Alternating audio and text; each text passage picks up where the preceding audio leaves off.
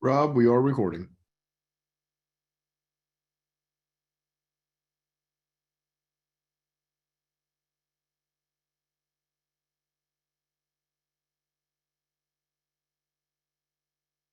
I think we can get started. Let me welcome you all to the third MPA in just less than a week. So we've been working hard through getting through these NPRMs. Let me introduce our current WEDI board chair, Ed Hafner. He'll walk us through the first few slides and give those that aren't familiar with WEDI a little primer. Welcome, Ed. Yeah, thank you, Rob. And most of you have probably heard this story already. So I try to make it a little more entertaining. I have my dog Peanut next to me, so he's going to help me go through the agenda today. So how we typically do the member position advisory process, we do a quick introduction, give you a background on WEDI.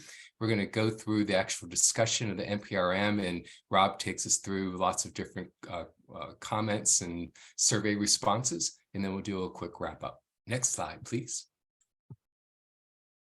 For those for you to know, WEDI's been around for a long time. It's been 32 years. Started with Health and Human Services naming us as, well, actually with Dr. Lewis Sullivan, and then we were named in the 1996 HIPAA legislation as being an advisor to Health and Human Services.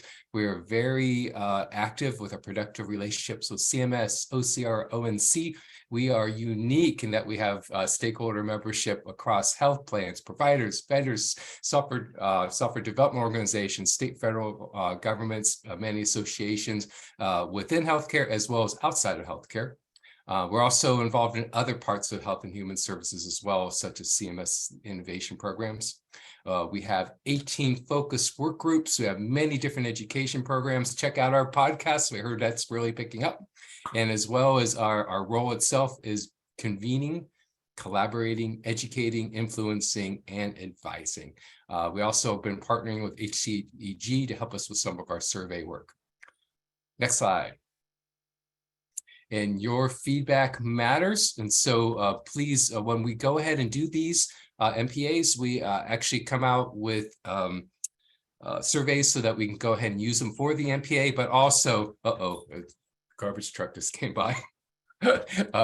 We also go ahead and use this information to help with our comment letters as well as this recorded session. So please just have your voice heard together. If we have dissenting views, that's awesome. It's good to present that to Health and Human Services. We're all here to get along and make a difference for the healthcare system. Next slide. Just a little bit of background on MPA. It was something that we've changed from the PAG process, the Policy Advisory Group process, into the MPA, learning all these cool things that we do with virtual meetings.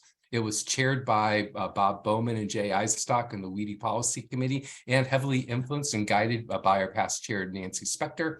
Back in the old days, the PAG process is very formal. It was something that we did in person. We had little voting cards. This allows for us to have a lot of very productive discussions, and bringing in a lot of the survey content. Was approved by the WEDI board. Let me see here. We can use this process for more than just proposed regulations. We're going to be using this process to bring together people's thoughts for other issues as well. And let me just go ahead and let you know that Rob is going to be taking all this input and creating a official WEDI response. And typically CMS is actually listening to our calls. So they are hearing us. So please, my pep talk today, speak up, raise your hand. We want to hear you. We don't want to hear just Rob's voice asking questions. We want you to actually talk, but you can go ahead and put your information to the chat, and I'll speak for Rob. We are recording both the chat and the verbal parts of this so that we can pass this along. All right. Thank you so much, Rob. Back to you. Thank you, Ed. And just as a reminder, this event has been triggered by the publication of a Notice of Proposed Rulemaking from CMS entitled Administrative Simplification, Adoption of Standards for Healthcare Attachments, Transactions and Electronic Signatures, and Modification to Referral Certification and Authorization Transaction Standard. The comments are due to CMS by March 21st. And of course, there's no timeline yet for any additional action, for example, a final rule. So we'll be watching that. And of course, as we always do, we'll let members know as soon as we hear anything from the government in terms of next steps. Go to the next slide, please.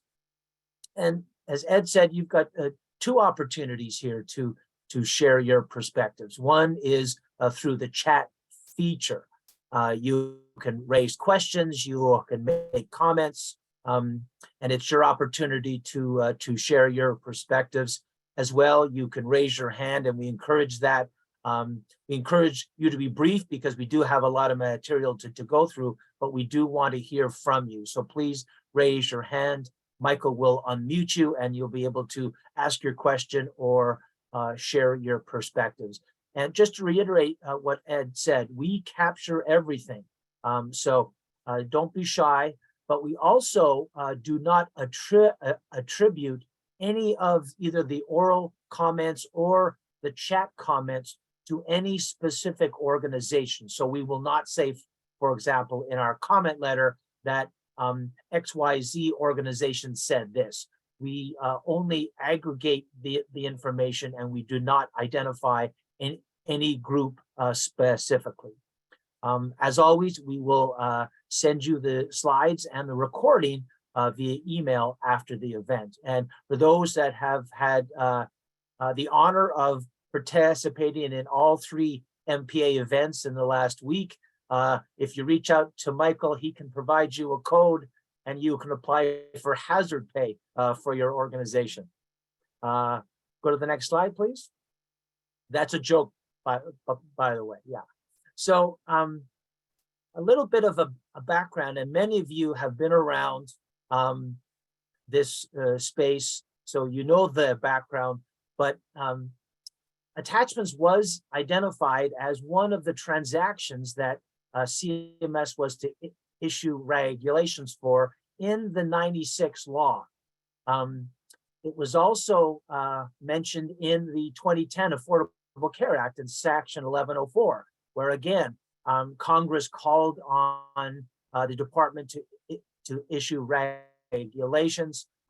There was a proposed rule released way back in 2005, if you can believe it. And that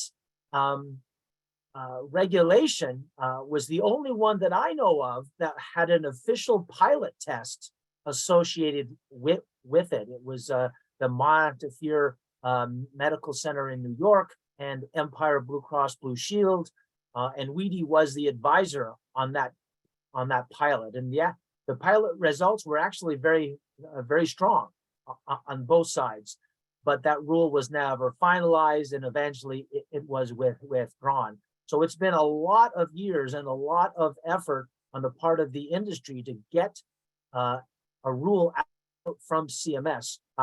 But as we'll no doubt be discussing, there is a lot of debate whether or not CMS has gone in the appropriate direction with this set of proposals. So Michael, if you go to the next slide, we'll just briefly give some of the quotes from the NPRM. Of course, CMS says the rule would adopt a set of standards for the electronic exchange of clinical administrative data. They do reference the fact that they had been required to do so as far back as '96. And again, they say if adopted, this proposed rule would support electronic transmissions of this type of information rather than use the manual processes such as mail and fax that still predominate in the healthcare industry. So they're absolutely correct. And as we know from recent reports coming out of the CAQH index, use of the 275 attachment transaction has been extremely low. Of course, it has not been mandated by CMS. Next slide, please. And again, they state in the rule and HL7 standard that we are proposing to adopt is the clinical document architecture, better known as CDA, which is an XML-based markup standard that specifies the encoding structure and semantics of clinical documents. for the purposes of transmitting attachment information. So we will spend a lot of time today talking about the named standards and some potential alternatives. We are extremely happy to have some of the leading experts in the nation on these standards as facilitators on this call today. So we'll be relying on their expertise and give them the opportunity to share their perspectives on this. So with that, Michael, I think we can go to the next slide. The first thing we'd like to do is just get a sense of how knowledgeable you all are in regards to the attachments and signatures NPRM. So we'll leave this poll up for a few seconds. I will encourage you, please take these polls. We do capture the information included in the polls. It's important that everybody share their perspectives. It's just a click. It's real easy. And again, it's not attributable to your specific organization. It's all anonymous. So please fill out the poll. So it looks like, again, we've got a very knowledgeable audience today. Not surprising. This has been a very important issue for WEDI members for, God, more than 20 years. So it's been a while. All right, Michael, I think we can go to the next slide.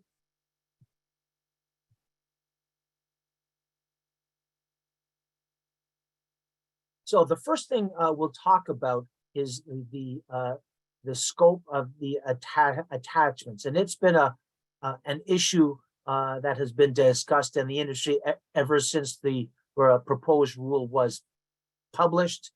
So the law requires that the Secretary adopt standards for, quote, health claims attachments. And of course, the Affordable Care reiterated that requirement. But here, CMS is proposing a little bit broader definition of health claims attachments. They are, they say, but they also support prior authorization transactions. Therefore, we refer to healthcare attachments to refer to attachments for claims as well as prior auth. So let's start with that, and I'm going to pick on my friend Stanley as a former staff at CMS, was very instrumental in writing rules. Stanley, what is your take on this? The Secretary, in looking, or CMS in looking at the healthcare industry, appears to feel that besides claims, there will be value in adopting a standard for the additional information that is involved with prior authorization. There's been some question about the authority of the Secretary to do that. In the initial HIPAA law, I don't believe there is any problem with that. The law in Section 1173 gives the Secretary direction to adopt standards for other financial and administrative transactions determined appropriate by the Secretary, consistent with the goals of improving the operation of the healthcare system and reducing administrative costs. So the Secretary has the authority to adopt rules for not only health claim attachments, but prior authorization attachments. Now, that being said, that doesn't necessarily mean that the Secretary should do that, or that the Secretary in this particular rule has adopted the right definition of the additional transaction, or has adopted the correct standard for that transaction. But this is an opportunity for the industry to comment on whether or not they believe such an additional standards for such an additional transaction should be supported. Again, I don't believe there's any problem with the Secretary's authority for that. Appreciate that, Stanley. Any other thoughts from either facilitators or attendees on sort of the legality of CMS expanding this definition? Not seeing any. Okay, we'll go to the next slide. And just, we will also be coming back later in the event to talk about some options on how to deal with some of these issues. So this discussion is strictly focused on whether or not we feel they have the authority to issue attachment standards for both claims and prior authorization.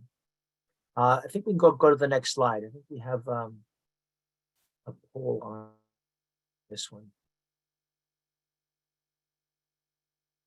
Great, yeah. So the poll is, do you believe CMS exceeded its statutory authority to expand the definition of healthcare attachment to include the prior authorization transaction? And it looks like folks are, not surprisingly, Stanley, agreeing with you on this, that the secretary does have the authority. There's a few that suggest that they don't, and a number are unsure, which is probably pretty accurate. Ed mentioned to me earlier that they've had no doubt a lot of lawyers looking at this, and certainly CMS is well versed in the law, and the National Standards Group has plenty of experts at their disposal to identify this. We can close the poll, and we have Nancy with her hand up. Welcome, Nancy, and please share your thoughts. Yes. Hey, Rob, I just wanted to, I was one of the people who voted no, and here's why. It's because I think having two different versions of attachments that the industry uses may or may not be confusing to the providers and the practices, but having one standard type of authorization, of attachment that's used across healthcare makes perfect sense to me. So I agree that the information that's sent may be different, but if it is a standard way to send it, then that I think is the best standardization that we could have as one type of attachment. I appreciate that, and we've got some comments in the chat. Pam agrees it would be very confusing and difficult to support to do attachments one way for claims and a different way for PA. And hold that thought, Pam, because we will be discussing that, I think, in more detail later. And then Chuck writes in prior WEDI subwork group discussions related to attachments, there's been some general acceptance that the standard should apply to both. We may want to mention this in our letter to CMS. Good point, Chuck. I appreciate that. Yeah, and Rob, this is Stanley. Just to say that again, there's a difference between giving the secretary the authority to do that and agreeing with the conclusion in the rule. Those are two different questions, and I think that there's a legitimate discussion as to whether or not there should be one or two different types of definitions. But the secretary, at least in my view, clearly has the authority to state what was stated in the rule. Correct. Yeah, and I think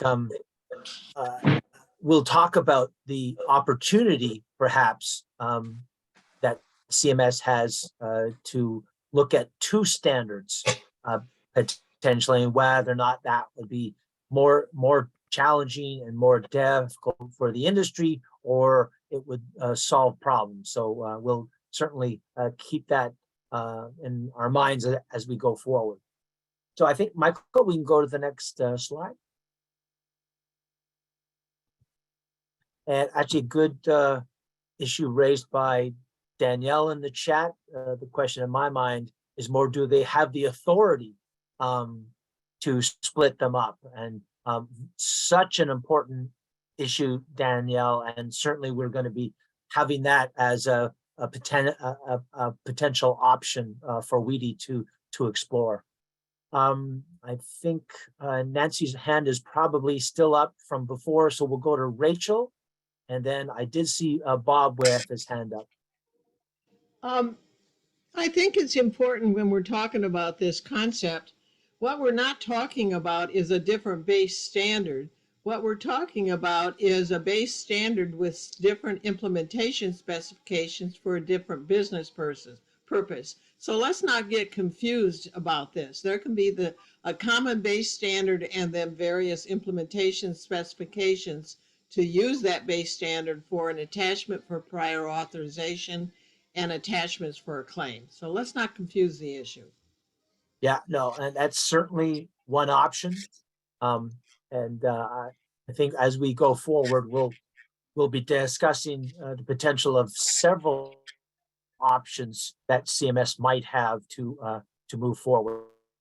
But if Bob doesn't mind, I'm going to turn it over to him to introduce this slide, and if you had any comments on the previous discussion.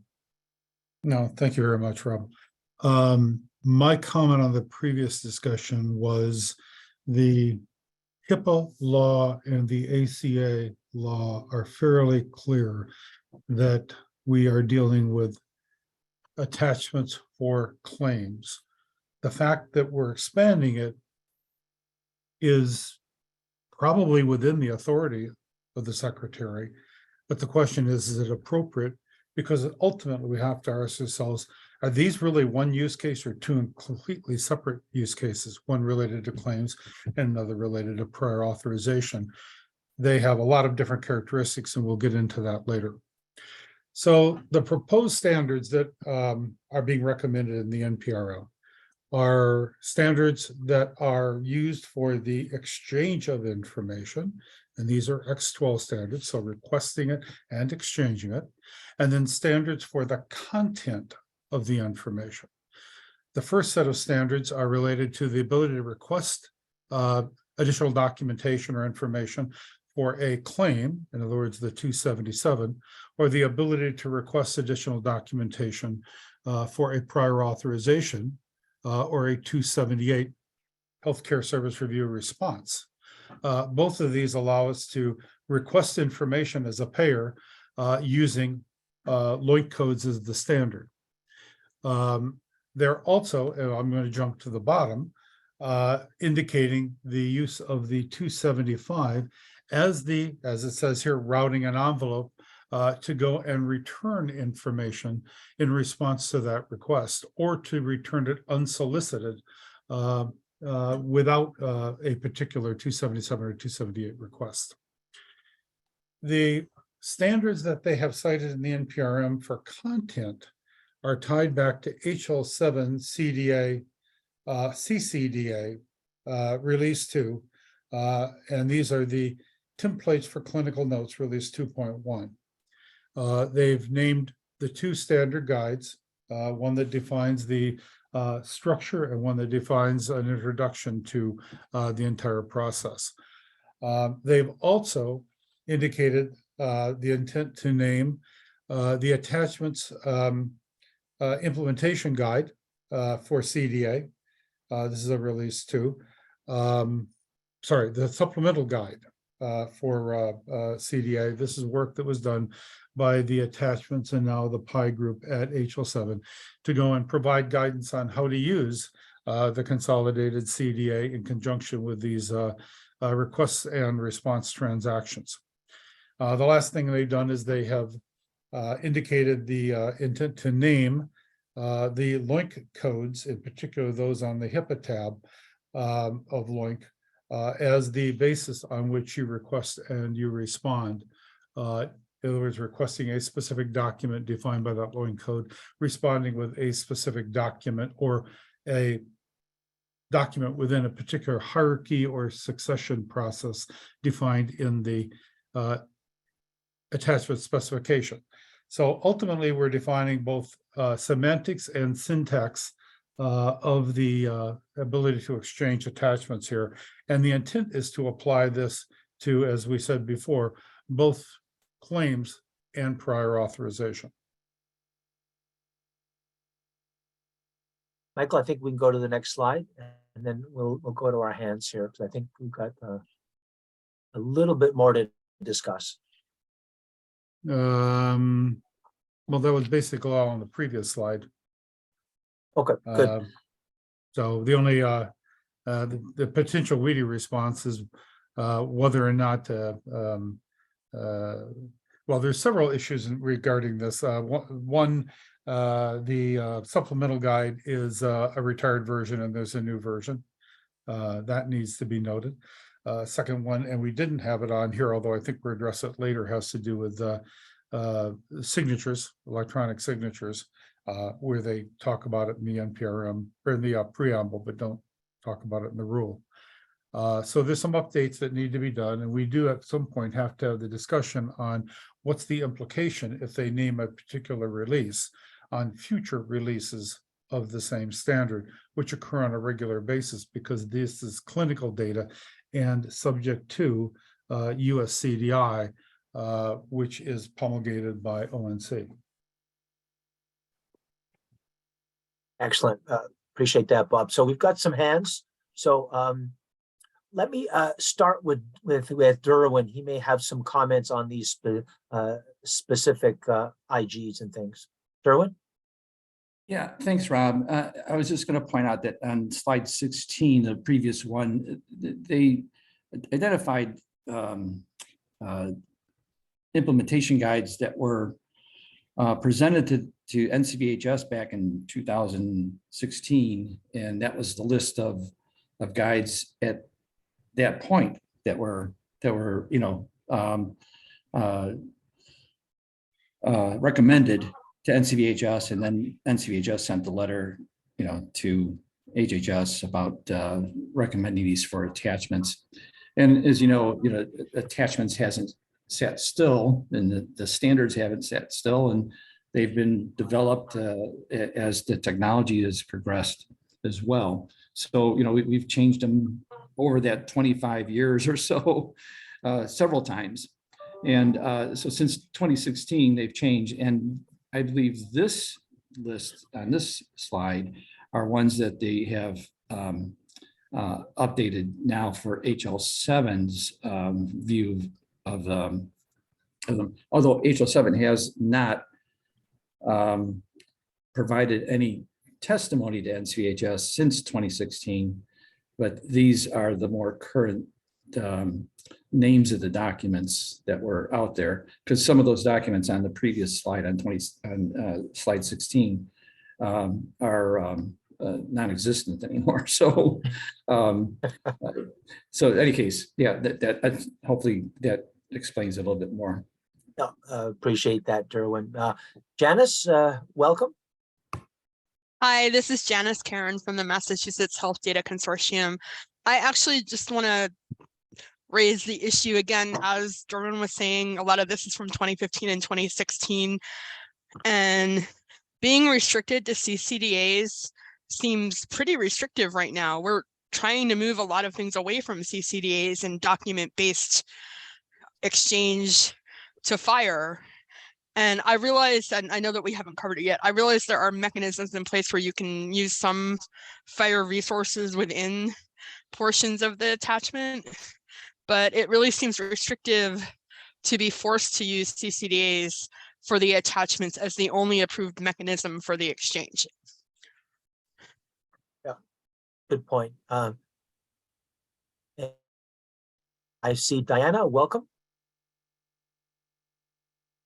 Hi, thanks. I was curious about that too. That the CDA, that is restrictive, but I'm also looking at it at this point when I was reading through the rule. Okay, we have FHIR now and we're working with it, but this rule said they didn't want to wait for FHIR to be fully fleshed out before starting attachments. And we know, yes, documents are restrictive, but at least we know they work. And let's face it, we've got to start attachments now. We don't want to wait for FHIR. We don't want to wait for nothing. We got to get attachments in the system. And if we start with something that we know works, I'm all for starting was starting with CDA. I have no problem with that. Very helpful. We'll go Bob, Janice, then Marilyn. I would agree with that with the following exception. If we name these standards into regulation for HIPAA, then it's not just a question of waiting for fire to mature. There would be absolutely no ability to test alternatives like CDEX in production use for attachments. This becomes a floor and a ceiling. It doesn't permit any alternatives except through the exception process. So this becomes a barrier to evolution to fire-based standards and RESTful-based standards, not just an opportunity to start right now. So we need to take that into consideration, that we're not just moving a portion of it forward, we're absolutely restricting the ability to have fire and RESTful-based solutions. Excellent. We'll go Janice, then Marilyn. Yeah, that's close to what I was going to say.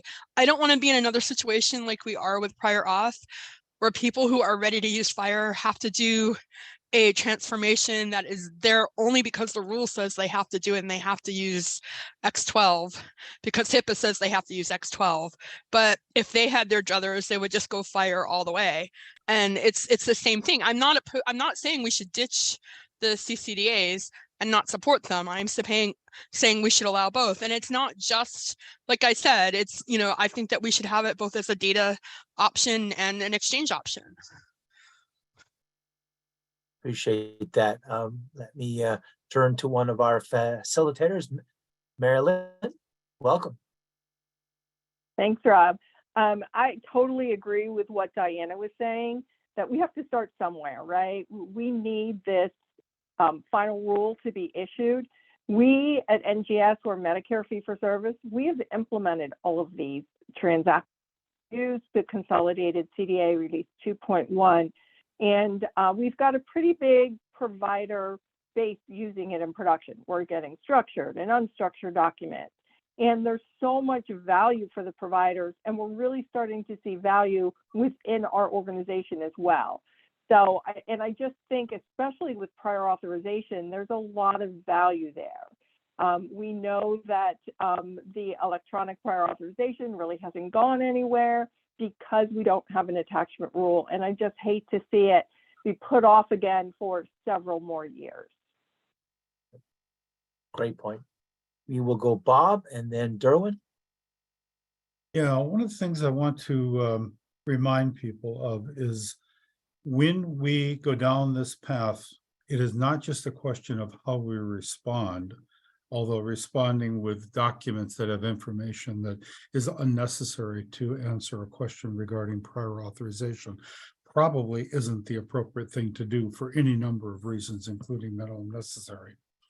We limit ourselves into how a payer can request information because the only choice is a link code, and that's a document. When in effect, they may want to only get two pieces of information. If you're trying to prior auth an MRI, they may just want to know what the diagnosis is and whether or not an X-ray has been performed. And that's all they really want to know, but there's no way to ask for that given the existing standards. So the work that's been done on burden reduction on prior authorization allows payers to be that specific and providers to respond specifically. And that wouldn't be possible if this rule as written includes prior authorization and goes forward as written. Yeah, we're getting some really interesting comments in the chat. And a lot of folks are arguing that it's not a either or, but perhaps a both, because I think, as Pam said, you can't penalize those early adopters of the 275 and CCDA. That if you do penalize those, it absolutely throws a bucket of cold water on anybody potentially looking to try a new standard or a test something. The challenge with the exception process, and that's an option for the industry, is to say, okay, well, allow us to get an exception for fire. The challenge is the fact that, of course, you've got to go through a process. It's time limited, I believe.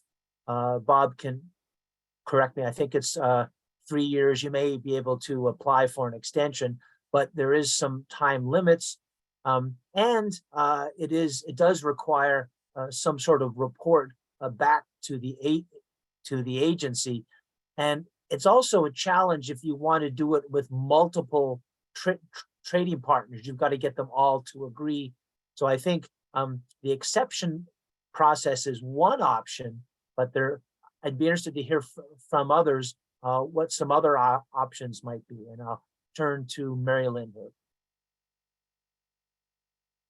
Thanks, Rob.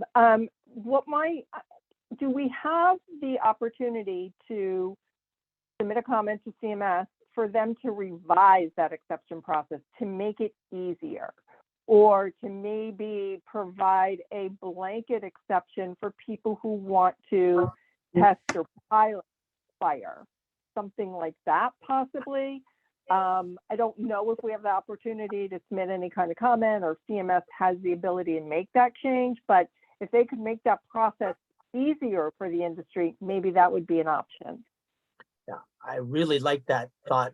WEDI has actually suggested that in the past to CMS, exactly along those lines, because we want to accelerate the ability of organizations to test. And frankly, we've even asked for CMS to help fund some of those testing efforts. We'll go Stanley, Bob, Alex, and Don.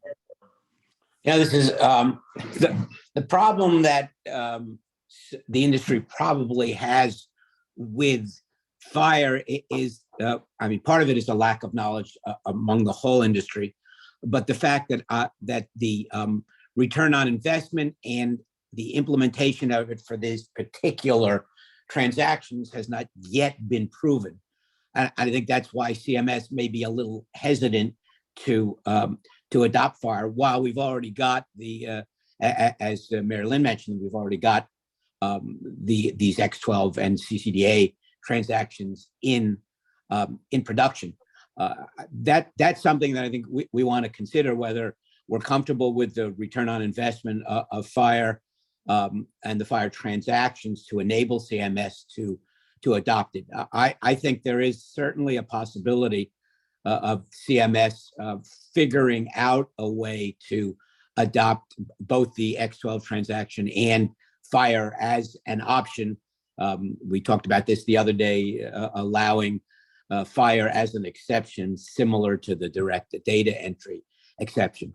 So if we're comfortable saying that we understand the benefits of fire and that it is as good as X12 or better in terms of the ability to implement and return on investment, we can certainly say to CMS, yes, we think both should be an option, or one should be required, the other should be an option. Mary Lynn, you can send a comment, you can send any comment you want to CMS. I think the question is whether it is relevant to this particular rule, and suggesting a change in the exception process is probably outside the scope of this rule and would require probably another regulation. Good point, Stanley. We'll go Bob, Alex, Don, Sherry, then Durham. Okay. Bob. Yeah, the exception process is actually defined in the HIPAA law. It's a process for testing and replacing a standard. So that's what the exception is. It's not a waiver. It's a process to test a new standard with the intent of replacing an existing standard. So that becomes a bit of a problem, and it has the unfortunate characteristics that Rob mentioned, which is it's granted to a relatively small group. It has to have the ability to collect data as part of the requirement to use it. So it doesn't become a general method of doing something else, let's put it that way. We spent a lot of time looking at the use cases for claims and prior authorization. And the use cases are very, very different. Claims is after the fact, it doesn't impact clinical care. Prior authorization is not after the fact, it's probably most appropriate in clinical workflow. It does impact the patient's ability to get care delivered. It requires significantly less information than, for example, a claims audit. So the real question becomes, should we even include these together at this point in time, or just go ahead and, if it's going to move forward at all, move it forward for claims, leave prior authorization and referrals alone because they're the subject of a separate CMS NPRM to address prior authorization workflow as a whole. So that's a consideration that we might want to have. Yeah, and we'll actually get into that later. We may have folks actually vote on that. But it is interesting that the rule that came out about a week before this one identified fire as the solution for PA. In this rule, they say fire's not ready. So it's almost like the rules came out of two different agencies. We would hope maybe a little more harmonization, but I think we have Stanley. I see your hand is up. I don't know if that's from before. Well, that was from before, but we also have to recognize that the two rules have slightly different applicability and timing. So that's also an issue. I don't know if CMS realized that.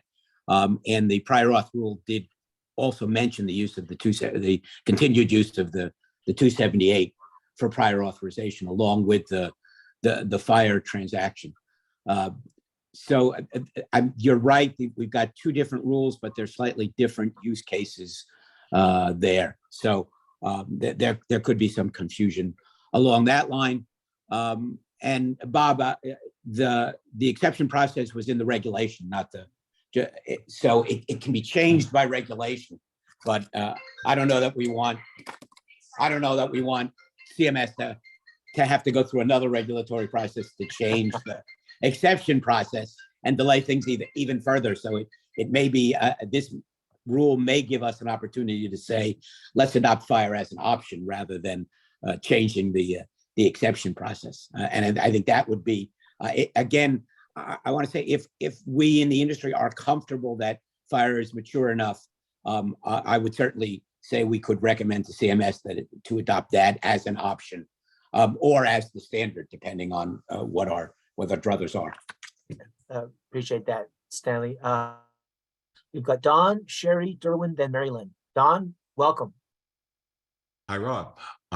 So this is Don Quackenbush with Cognizant. This year I had an opportunity to attend the HL7 working group sessions, and then also the X12 working group sessions, and both groups had issues with the fact that prior versions of their work had been referenced in this NPRM. And my thought was, I really agree with the whole idea of let's fix what's wrong. Let's bring up in comments what CMS should be thinking about. So if we want to change this exception process, let's just say so. And the other piece would be, there was another NPRM that I believe the Cooperative Exchange of Clearinghouses, and maybe it was WEDI, commented on, and had to do with the opportunities to update different versions of existing standards. And I think that's really appropriate to just maybe mention again in our response, because it's important that they understand that the industry knows that there's a lot of evolution happening within the fire organization. There's new standards coming around, and they don't really want to wait and go through this whole rulemaking process. So I think that was the comment. I feel like if it's possible to bring those back up and to draw attention to them, that might add value to the whole conversation and really just inform CMS of the issues that we've had with this NPRM. Great points, Don. And I will say that has been a topic of discussion about, we have this very protracted approach to moving forward with standards, and it can't continue. The industry moves much faster than before. Implementation guide versions change, and we can't be 10 or 15 years behind. It's not going to help the industry. So very good point. And absolutely, this is an opportunity for WEDI to make that type of comment again. But with that, I'll turn to Sherry, and I just want to recognize Sherry's long suffering work in the area of attachments. I'm sure you popped a champagne cork when you saw the release of this rule, Sherry. Yes, I did. I just want to say that since we've implemented these recommendations in the NPRM and been in production, that we also see, again, value in different business use cases, which have been defined, with FHIR. And I would concur, with Stanley and Don that there is a way that whether mutual trading partners or that there is some way in which it can be allowed to have, FHIR. And upon, again, we don't want to penalize, Pam said, the early adopters. We want to see that, and also new technology that's emerging to be able to keep up with what our business needs are in the healthcare industry. So I strongly support a way in which that FHIR can be requested to fit with this. And again, among those people that have the trading partner and continue to do the be the innovator for us to move with new technology versus just waiting for rules. Appreciate that, Sherry. So we'll go Derwin, Mary Lynn, Diana, and then Mike. Hi, thanks, Rob. So great conversation. But wanted to point out some of the things that have already been said. I just want to go back over a few of them. One of the things, if we stay, it's been 25 years, we've not had a rule, but people have implemented it. And so if we stay status quo, there's no standard named at the moment. It's not stopping anybody from implementing the X12-275 with the HL7 CDA in it. There's nothing stopping it. If they want to do it, for some reason, very few have. And those that have, I would say, would not be in compliance with the rule if it comes out the way it's written with the consolidated CDA in it. They would have to do right now. I mean, we get some of them now as well. We get them through a clearinghouse. They put it into a 275, and they put in that 275. What we get is a unstructured document for the most part. It's a PDF. So we would have to be doing some work between now and 2016 to be able to accept the different types of CDA documents named in the consolidated CDA. So there is work to be done on both the payers and the provider side of this.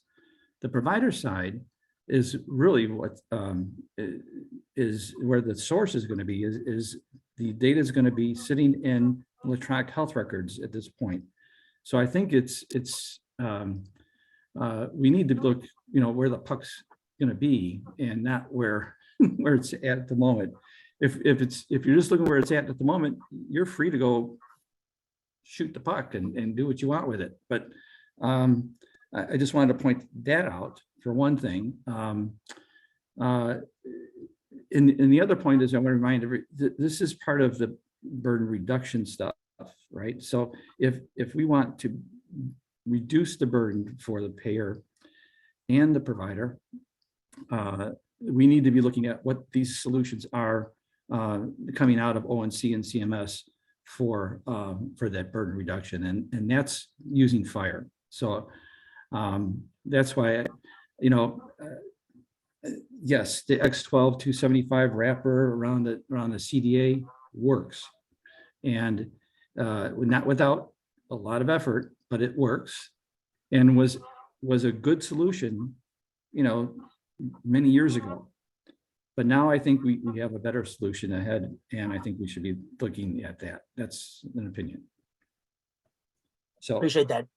Yeah, excellent points. And I think you raised the issue that all of this is designed to reduce burden. It's not just to get a standard out to say you achieve that. And the challenge with PDFs, of course, is you're not really automating the overall process. I think that's a challenge. But there are a lot of folks that are on the older systems that have used it, that feel comfortable. X12 is in the workflow, so it is a challenge to kind of meet both needs here. But luckily, we have some experts that are going to tell us how to do it. So, Mary Lynn. Thanks, Rob. Good conversation, Darwin. I do agree that we need to look at fire in the future. Totally agree with that. That's the way the future is going.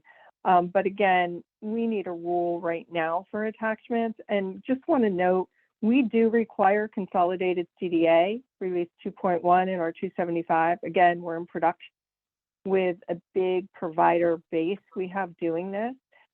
We received some unstructured, but we also received the structured documents. We're receiving them every single day from some big providers. So there are providers out there that are sending the structured data in the consolidated CDA. Also, I did want to point out that while the use cases for claims and prior auths might be slightly different, at least for us, we handle it the same exact way in our process. So that is one reason why we all like the prior authorization to be included in the attachment regulation. Same exact process for us coming in the door. They go to different people, they get routed to different areas to be worked, but it all comes into our document imaging system and they take care of the routing where it needs to go. So as far as coming in through our EDI front end and from a provider perspective, for us, Medicare fee-for-service contractor, right, it's basically the same flow. So I did want to make sure I got that point out there. No, I appreciate that. And it's one thing for us to talk theory, but you actually live and breathe these transactions every day. So I appreciate you sharing your perspectives. So I think we are going to go. Oh, please. Sorry, just quick. We've been in production for like 9 years. So it's not something that we just put in production last year. Thanks. Excellent. No, very good point. So we've got Diana, Mike, Ed, and then Derwin. This is Diana from State of Michigan Medicaid, and I commend the people who already have X20 or the 275 and the consolidated CDA working. That is great. And I understand there's people out there on the leading edge who are using fire and everything else. And that is great as well. What I think the best solution is, we need attachments now. So why not make the consolidated CDA and the 60/20 and the 275 and for the 278, why not make that the floor? But say if somebody wants to be on the leading edge and two trading partners agree that, hey, we want to be a pilot, hey, we want to be on the front end, and we want to do fire, then let them. But don't demand the whole industry go to fire, because right now we have this rule, and right now it's voluntary. You want to do it, run with it, go with it. A lot of people aren't using it. For one, it's not mandated. Attachments aren't. So no one wants to spend the money to build something that may not meet the final rule. So then they got to go respend the money or undo what they did, or find out the system that is working for them and their trading partners, even though it's working great. The powers that be say, no, you can't do that anymore. And then you have to think, as a state Medicaid, we can't do anything until we get a mandation so that we can get the money to build it. It's just the way it is for state governments. We have a budget, and every state government's budget is different. Their Medicaid policies and rules are different. And the other thing I wanted to mention is, yes, the use cases are similar, but slightly different between PA and claims and encounters attachments. but they are close enough that I think it would be not a good idea to only implement attachments for claims and encounters or only do attachments for PA. They are similar enough that when they come in, they both hold documentation. They may hold different documentation, but the workflow is the same. You bring them in, this stack may go to PA, this may go to claims and encounters, but the process is the same. Okay, we have 837 PD and I. Hospital, doctor, dental. They're similar, but they're not exact. It's no different. We get attachments, whether it's PA and claims, they need to go together. They're simple enough. We need to get them in the system. Appreciate that. I see Stanley's hand is up. He may be going to comment about his DTE and application, because there's an example of potentially where WEDI might go is to say we would permit fire to be used but not required, much like DDE is permitted but not required. I did want to just, go ahead, Sam.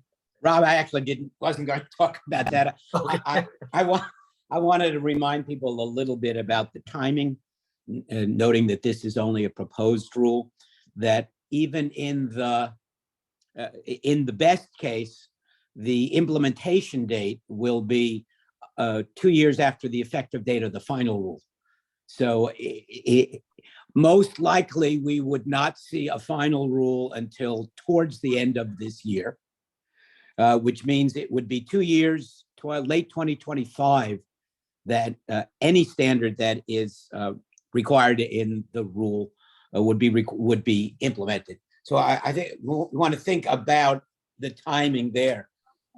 This is not an immediate move to a standard. Unfortunately, it's a good weather vane for where CMS is going and hopefully where CMS will come down on. But we've got years to go before this is implemented, much like the prior authorization requirements rule talked about the 2026. So let's keep our eyes a little bit on the future. Yeah, I appreciate that. I did want to mention there's been some really good discussion in the chat. A lot of it along the lines of without a requirement from CMS in the form of a regulation, it's unlikely we're going to get voluntary adoption across the industry. And Lee writes that we wouldn't gain the potential of $454 million estimated by CAQH. I will say that the one thing about the CAQH numbers, they are the only benchmark in town. They do not take into account the cost for creating the documentation, which is very time consuming both for the provider and then accessing that information on the payer side. So that 454 million, I think, underrepresents the potential savings associated with automating this approach. With that, I'm going to go Ed, then Derwin, Mike, then Sherry. Okay, thanks, Rob. And actually, that's a little bit where I was going, looking at the CAQH index. It's going from a manual or faxing or sending things through emails or letters rather than going through EDI or FHIR or whatever. So it's just going electronic, but it really doesn't also talk about some of the things like, well, gosh, what claim is this for? How do I get to the right person to review? Putting into a system so it can be reviewed by a business process management system, or golly, if we can actually get this data digitized and use FHIR just to get the few elements that we need, or apply NLP and machine learning to be able to automatically unpen something. I think that's the promise. But I guess what I'm saying is that even if just with PDFs, getting it to the right person to review, I think is a great step. But I'd also like to call out, if you can send in information and digitize your processing on the health plan side of being able to automatically approve things, I think that would go farther. So I like digital, but I think PDF is actually, or even images are a positive step forward. Yeah, it's certainly better than a fax, right, Ed? For sure, right. Yep, good point. We're going to go Derwin, Mike, then Sherry. All right, thanks, Rob. Well, I just want to reiterate one more time too, is that if this goes through and adopted the way it's written, that's to get force people to do attachments in the industry, then that's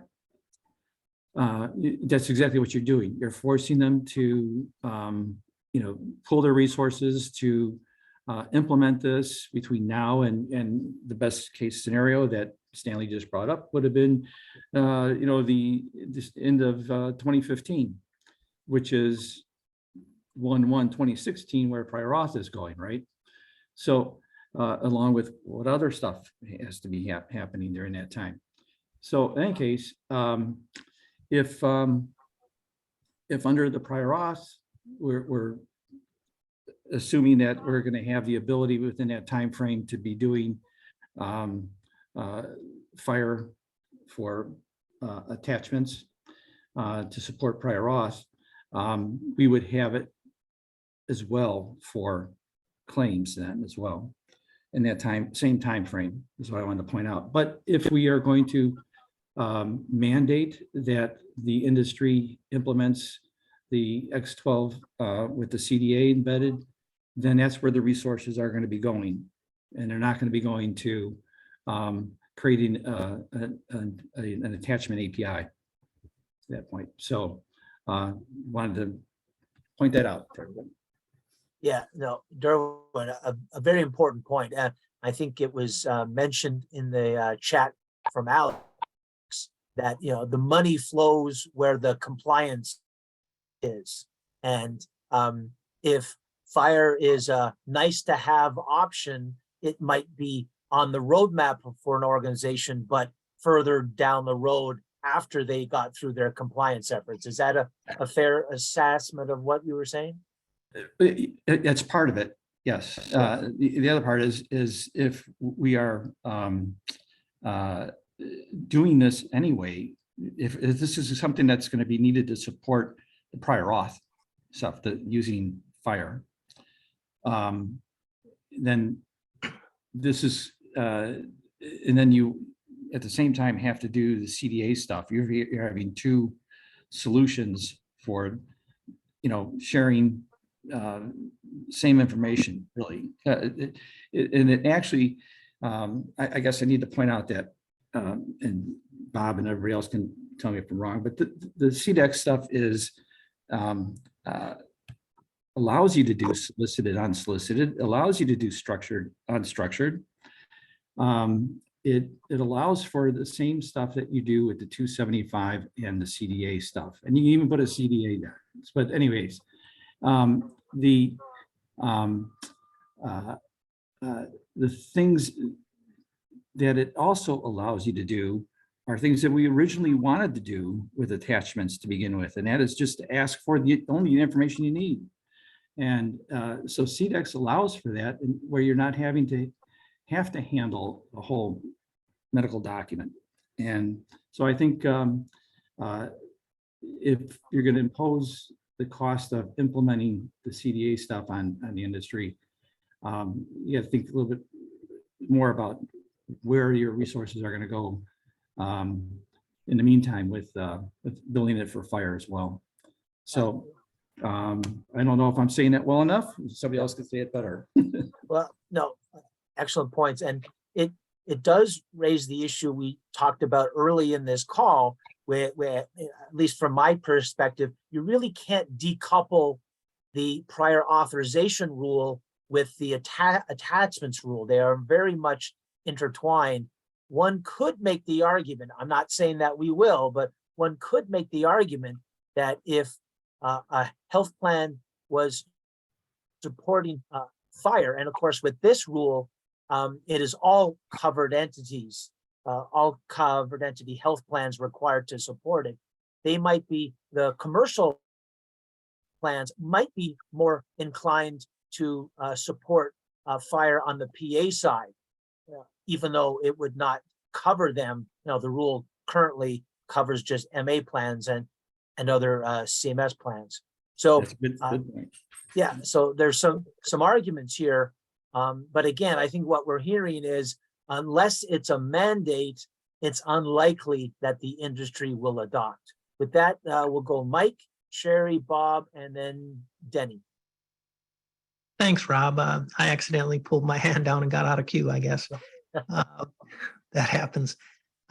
But I just wanted to point out that, NCVHS in their July letter last year to the HHS secretary, in their recommendations to modernize adoption of HIPAA transaction standards, the recommendation one was to allow, require that or recommend that HHS update the HIPAA policies to allow the adoption and use of more than one standard per business function.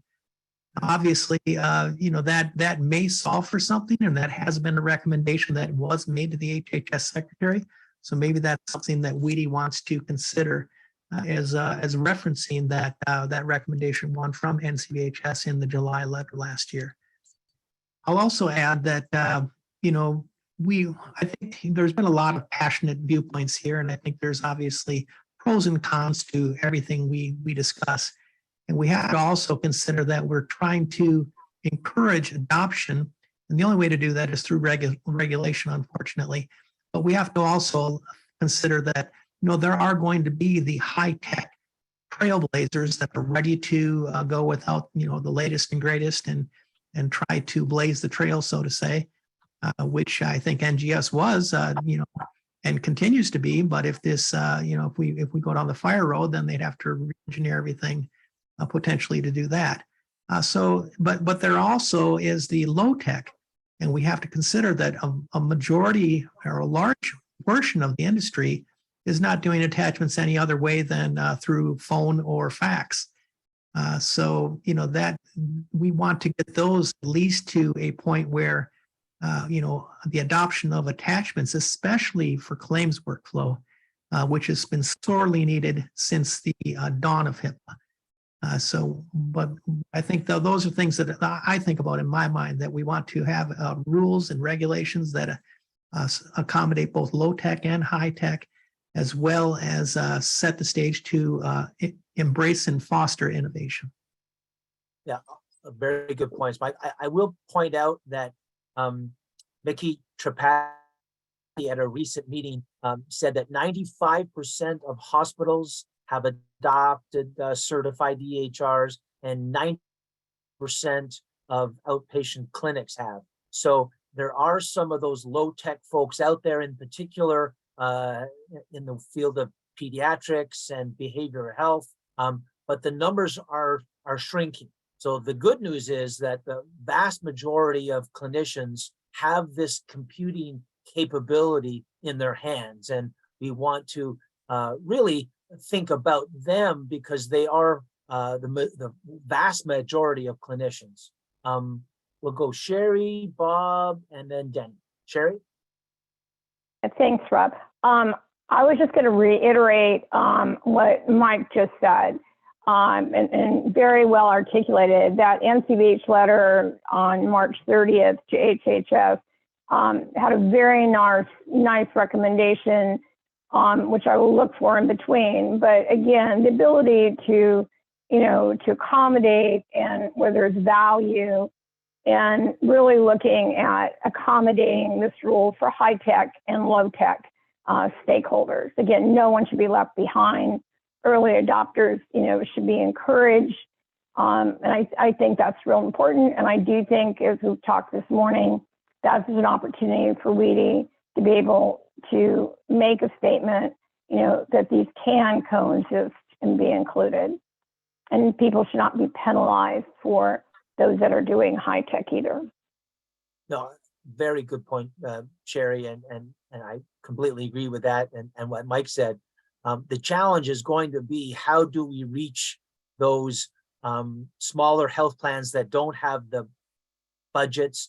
Should we recommend that if you are requiring, for example, both approaches on health plans, that in particular for those state Medicaids and others, they need to have some support to be able to make that transition. It's not going to be easy for them. And the same thing for providers, in particular, those that are not part of the MIPS program. that allow them some avenues to recoup some of their costs. With that, we'll go Bob and then Denny. Yeah, I put several things in the chat. I think that these are very radically different use cases. They're not just slightly different, they're radically different in their impact on a patient's care, and we need to treat them as such. That's the first statement. The second one is that the CMS NPRM, when it becomes, and I'm saying when because there's every expectation it will be a final rule, is going to require all of the covered payers, and that's the majority of the large payers and a lot of the small ones, including state Medicaid and Medicaid HMO, to implement FHIR to not only communicate with their members, which they're already supposed to have done, but with providers and with each other. So they're going to have to implement this regardless. And the information that they will exchange will be the same information that we're talking about through attachments. So it's not a question of, will you have to do it? Yes, you will have to do it. The question is, do you want to do it using an older technology? There's nothing at all that prevents you from implementing RESTful solutions and FHIR and the work that has been done on CDEX and still requesting the same content, meaning as a payer, you can still request a CCDA. So if that's what you want to receive and that's what you want to process, that's completely possible using a FHIR-based approach. Interesting. Let's turn to Denny, one of our most recent WEDI board acquisitions. Denny, welcome.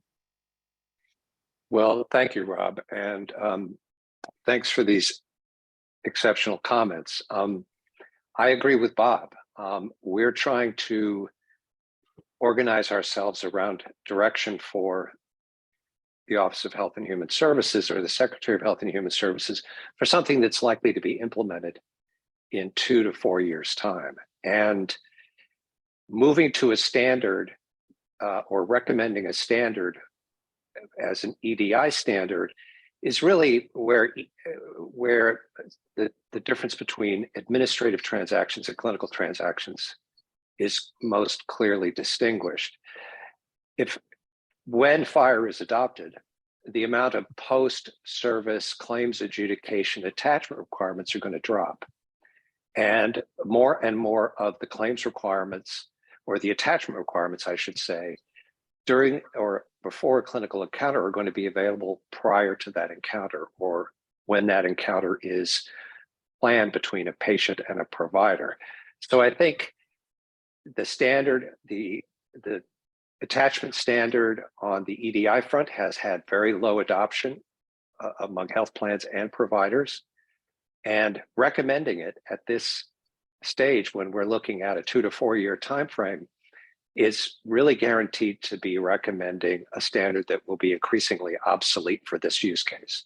So I would second, Bob and Mike's comments. There is room for both, but the industry, especially with the electronic medical record having certification criteria to enable more point of care adjudication and less after the fact adjudication, we should really be considering recommending that we move more toward a FHIR standard than toward an EDI standard. Given the time, organizations will be able to plan and prepare the investment.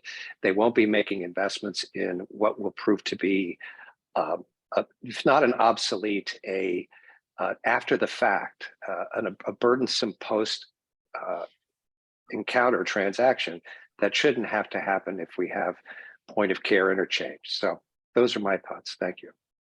Appreciate that, Denny. And so maybe keep Denny unmuted here, Michael, if you don't mind.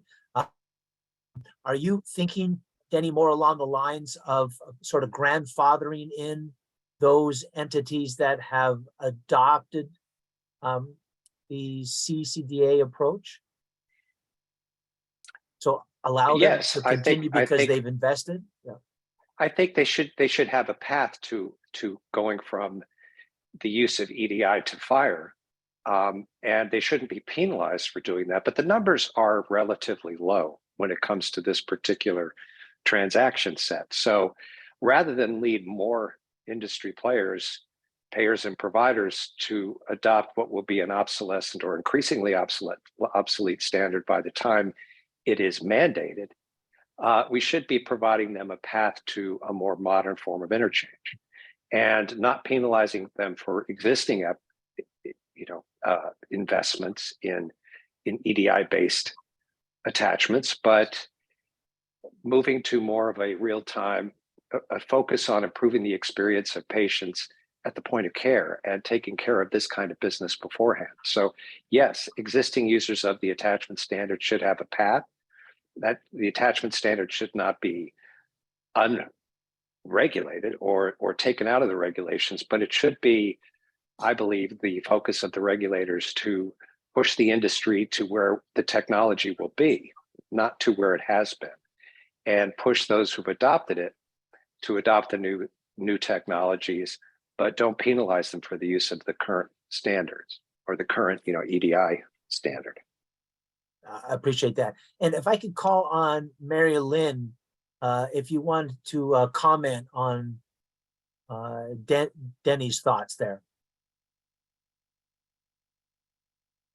Sure. I mean, I do agree that the X12 standards, in the next couple of years are probably going to be, a little bit older. And I agree with moving towards fire. Definitely agree with moving towards fire. Again, but I kind of stand strong with, we need a regulation now. People are not going to implement anything without a regulation, right? We've seen that even in the chat, people saying, without having a regulation, they're not going to put the money in because, you don't know what's going to change. And that's what we've seen over the past 20 years with attachments. We've really, like I said, we've had them for about 9 years now, and we've had to really fight to get where we are with our providers, our clearinghouses, our vendors. We've also reached out to a lot of our clearinghouses saying, we're interested in doing a fire pilot. We want to try to do it, see how it works, see if we can do it. We can't find any trading partners ready to do it. I know that it's coming in the future, but just not ready right now. I don't know if that kind of helps a little bit or not. Yeah, no, absolutely. Well, Stanley and then Sherry. Great. And Mary Lynn, you went pretty much to where I was going in response to Denny. I wish, like Wayne Gretzky, we could skate to where the puck is going to be. But the difficulty in predicting what's going to happen in this industry is enormous. And we don't have the final rule for prior authorization. That is still a proposed rule, open still for comments, and who knows what the final is going to be. I think what we're faced here with is we've got a technology that's slightly old, but we know that works. And Marilyn and her crew have shown that it works and provides some return on investment and satisfaction. We're hoping very much that fire is the answer to a lot of the industry's problems. I don't know that we've proven that yet. So there is a great deal of hesitation, I think, in proposing the adoption for the entire industry of a process and a technology that holds great promise, that hasn't quite proven it yet because not enough people have implemented it and used it yet. I think we need to strike some sort of a balance towards that, allow for the glide path in that and not reject one or the other, but start with what we have and what we know that works and move the industry in the best way possible towards that new type of technology when it's ready and it can be shown that it's effective. Appreciate that, Stanley. Let's go. It looks like Sherry has dropped her hand, so we'll go to Danielle. Welcome. Yeah, thanks. I think, the way I refer to the interoperability rule as the interoperability 2.0 redux, right? Because we've had this rule once before under the Trump administration, and now we have it under the Biden administration. I don't think that there's any question that the prior authorization rule will be finalized. I don't think there's any question that prior auth will be in it and that it will be FHIR-based, right? The administration has chosen to agree with the Trump administration and re-put this out. So I do think that, normally you might say like, oh, who knows what the future will hold. I don't think that this is particularly in question. And from, the AHIP perspective, right, from the plan perspective, if you finalize both of these at the same time, you're essentially sending the providers and the commercial plans over to X12, and you're sending the plans and federal programs over to FHIR, and forcing those plans to then, go through, crosswalks and transformations. And so, I realize, that folks still want the attachment standard, the 275 for payment purposes and other reasons. But I think our hope is that these two can be bifurcated, and the prior authorization component can be, we can take a leap of faith, as you're, sort of basically laying out, Stanley, right? That, because this will be in regulation, we're going to figure out how to make FHIR work for prior authorization, because we'll have to. So we just don't want to see essentially sending different part of the industries in different directions. And that's sort of where we're coming from. But that doesn't necessarily mean that you don't finalize the 275 and the attachments rule for, the claims purposes, for all the reasons that other people have said. Danielle, if I could ask you a question, Michael, if you can unmute her. Are AHIP members comfortable, or would they be comfortable with the government naming both standards? So plans would be required to support both. Providers probably would be able to pick and choose, but the plans would be required to support both. So that is not seen as ideal. It may come to pass, right, that it's going to have to be both. But, I think from our perspective, you can separate these two, and you can, send one through the X12 path and the other through the FHIR path, and that in some respects actually works better, in that the prior authorization information is really the connection with the electronic health records, and, through the CERT program, we can make sure that the APIs are set up to have the proper communications for the prior authorization component. So what we don't want to see is having to have FHIR change it for a hot second into X12 just so that you met the requirement, and then, potentially even, changing it back again to FHIR. So, again, it's possible to do both, but not ideal. Gotcha. I appreciate that. We'll go Derwin and then Chris. Yeah, I was just gonna comment about how we're referring to CDEX FHIR as new, especially compared to the alternative, the X12 wrapper around the CDA stuff. But I just want to point out that, CDEX has been around now for and being tested through connectathons multiple times over the last 4 or 5 years now. It started out differently and changed from results from those connectathons. So it has been perfected. And this is the second release of CDEX coming as a result of all those connectathons. So I just wanted to point that out, that yes, we're saying it's new, but at least it's been tested in these connectathon environment. And you know, we did, we didn't have connectathons back then with the CDA stuff, but we changed it over time as well as CDA evolved. So I'm sure it's going to evolve more, but I think it's in a good spot. That's just, again, an opinion.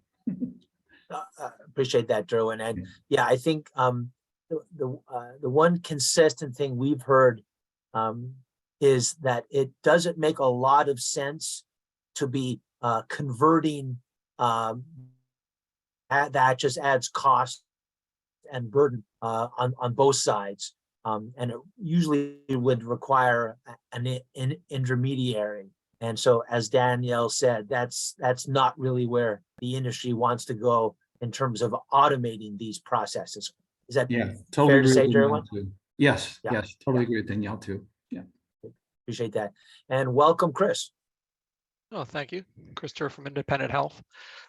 Something I see about having these attachments, both the claims and the prior auth, listed and named in this rule, is that then it applies to the entire industry. The other rule is limited to certain lines of business. And for those who will go to exactly what the regulation states, and some of us on here know how that comes out to be, there would only be attachments for certain lines of business, not for all lines of business, if the prior auth 275 is not named. You would have some who would be doing it as under the what is proposed under FHIR, with everybody building their own APIs for doing that. And then for the other lines of business, providers would be trying to send and say, hey, nope, sorry, we don't take that because we're not required to. So just want to bring that up, that because of the way these are written, if we pull out one of these claims things, and I'd like to have both types of attachments sent in the same manner, that it may not be applied across the entire industry for everything. Thank you. No, Chris, excellent point, because of course, just as a reminder, this rule would apply to all covered entities, but the PA rule, again, just applies to government regulated plans and Medicare Advantage, which was the big expansion from the 2020 rule. Danielle?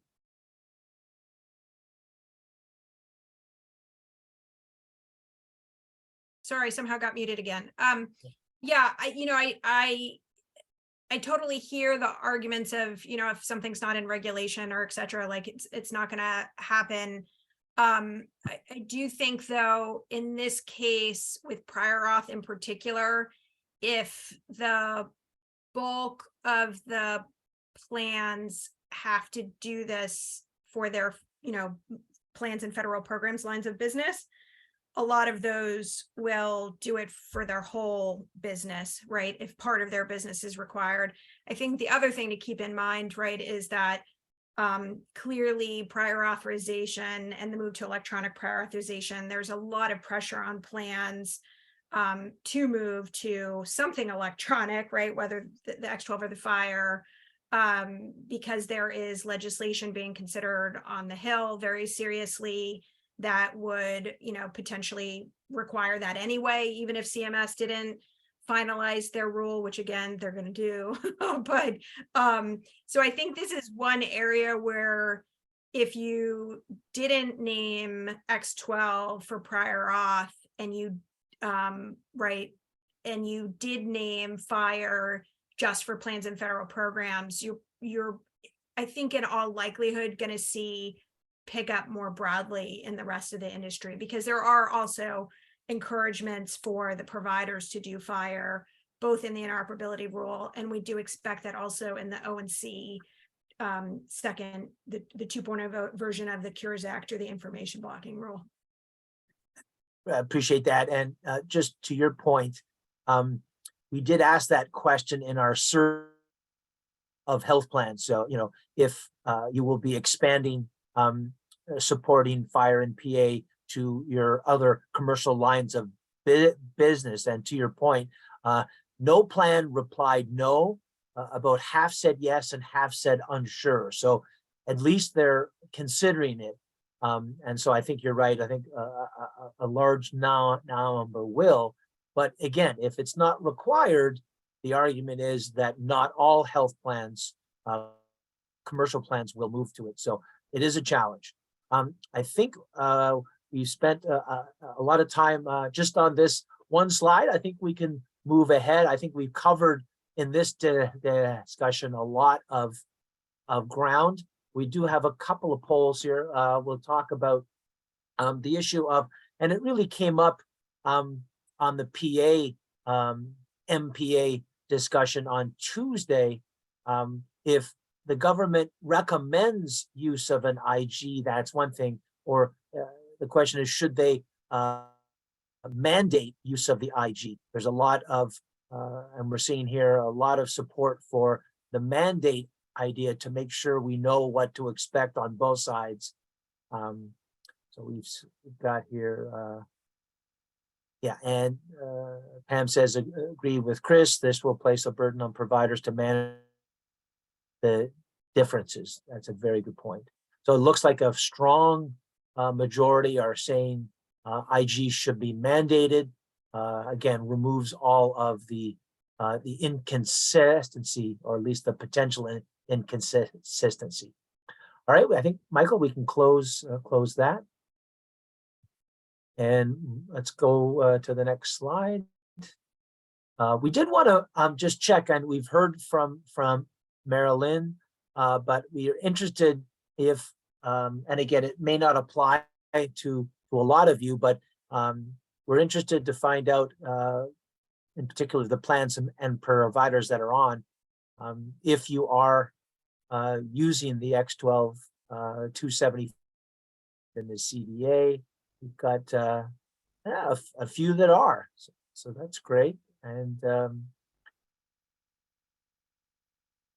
most are no, but more yeses than I expected. So that's good to hear. And again, those, and we've heard from Mary Lynn, but if you're a health plan or a provider that is using X12 and CDA, we absolutely want to hear from you how that is going and what your thoughts are. So please share that. We'll close the poll, and I think we can go to the next slide. And we may be able to move through pretty quickly. This was brought up in the rule. The 277 contains two noteworthy fields, including an assigned claim control number, where the health plan assigns this number to associate its request with a provider's claim. What strikes me is the similarity between this and the payment and remittance advice, where there's a TRN or trace number to be able to reassociate. If they don't have this control number, one can only imagine the confusion in trying to bring the two transactions together, because they could come hours, days, even weeks apart. So I just wanted to see if there's any comments on the control number. And I think that would apply regardless of the standard. There has to be a way to reassociate the two transactions. Mary Lynn? So we have this implemented. We have the solicited model implemented in production as well, using the 277 6020, and we do use that claim control number. So we send the claim control number out in the 277, and it is in the implementation guide. It does say that it's required to be sent back in the 275, and we also have noted that in our companion guide as well, and we haven't had any problems at all with it. Good to hear. Good to hear. We'll go Sherry, then Bob.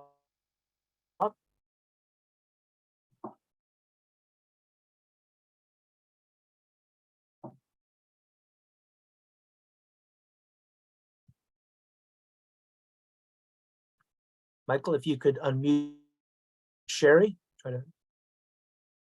There we Yes, go. Good. thank you. Go ahead, Sherry. Sorry. I was going to say, I just wanted to reiterate, we've been using this process for over 10 years across all lines of healthcare business. And there's been no issue. And obviously, as a one of the key metadata elements in being able to match the type of transactions that are coming across. So actually no issues at all, and it's a very good control to have in the transaction. Excellent. Very good to hear. Bob? Yeah, I just wanted to note that the work that we've done on CDEX to support both claims and prior auth supports all of the tracking numbers that are necessary to reassociate attachments information, whether it's unsolicited or solicited, back with the appropriate claim or prior authorization request.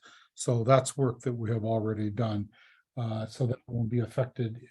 Your ability to reassociate won't be affected if a Firebase solution is selected. Great, Bob. Chris writes, that is only if the plan answers questions for non-covered lines on CRD. I could see somebody say no answer on a non-covered line. Oh, well, I agree with that statement, but the whole point is that response coming back would indicate that that line's not being supported. Again, it's an automated process. So we have a way to go and indicate, which payers are being supported, and they have the ability to respond back and indicate which line of business is being supported. So we don't have to do anything manually. That can all be done electronically. Gotcha. Excellent. And that's important for any comment that we make to CMS, because that would not be one of the reasons not to select another standard, because you do have that ability to have that sort of control number approach. So good to know that, Bob. We got Rose. Welcome. Hey, this is Rose Hodges from Aetna. We've also implemented the X12 with CCDA for unsolicited for over a year now. We've seen gains, but we're slowly trying to raise the adoption of it through working with our vendors. But with the 277 RFAI, we're also in development right now with that, and we're going to implement in May for most of our lines of business. One thing that we came across in that transaction, we had a difficult time with the response due date field. I don't know if anyone else came across that, but we have some state regulations that we have to follow where no date is actually given. And I know Mark Rebuffo, who is our SME that works with that transaction, has been working with the X12 work group and will probably be submitting a maintenance request for the next version to put in some sort of situational rule instead of it being required. Very helpful. I don't know if anybody did that, but we did. Yeah, if anybody else has experienced that, please jot that down in the chat. With that, we'll go Nancy and then Bob.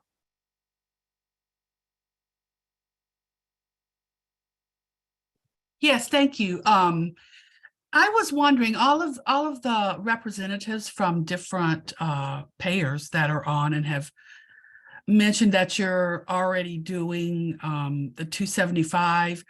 What are you following the recommendations made a couple of years ago to do that in 60/20, or are you doing it in 50/10? This is Rose. I'm sorry, I should have said that we followed the CAQH core rules that were recently sent out, not that they're federally adopted, but we took it as a guide, as well as our discussions with other payers, specifically Mary Lynn. I leaned on a lot and drove her nuts during our development phase, and we selected the 60/20 version.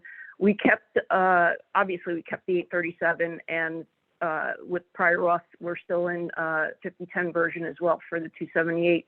But I just wanted to point that out. Thanks. Yeah, thank you. Because when I checked 2 years ago, hardly anybody was doing the 60/20. So I'm happy to hear that that's what you guys have all implemented. So thank you. You're welcome. Very good. I think we can skip ahead unless other folks have some comments on claim control number, but we need to keep going forward here. So Michael, if you can go to the next slide.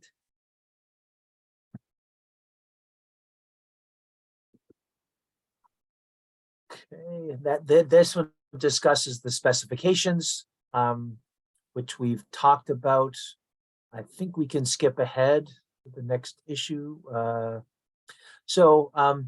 Again, this kind of gets at to what we've been discussing as well. So it's the rule basically says we believe the HL7 CDA is the most appropriate standard for adoption at this time. And again, we've been discussing that. We'll discuss it a little bit more towards the end when we talk about what options WEDI should be recommending to CMS. So I think we can skip to the next slide. Okay, so I think let's spend a few minutes because we've raised it here. Nancy, thanks for front loading this with the version 6020. A lot of interest in this in particular with X12 making their proposal last June to NCVHS to move to the 8020 version of the DI and P 837 and the 835.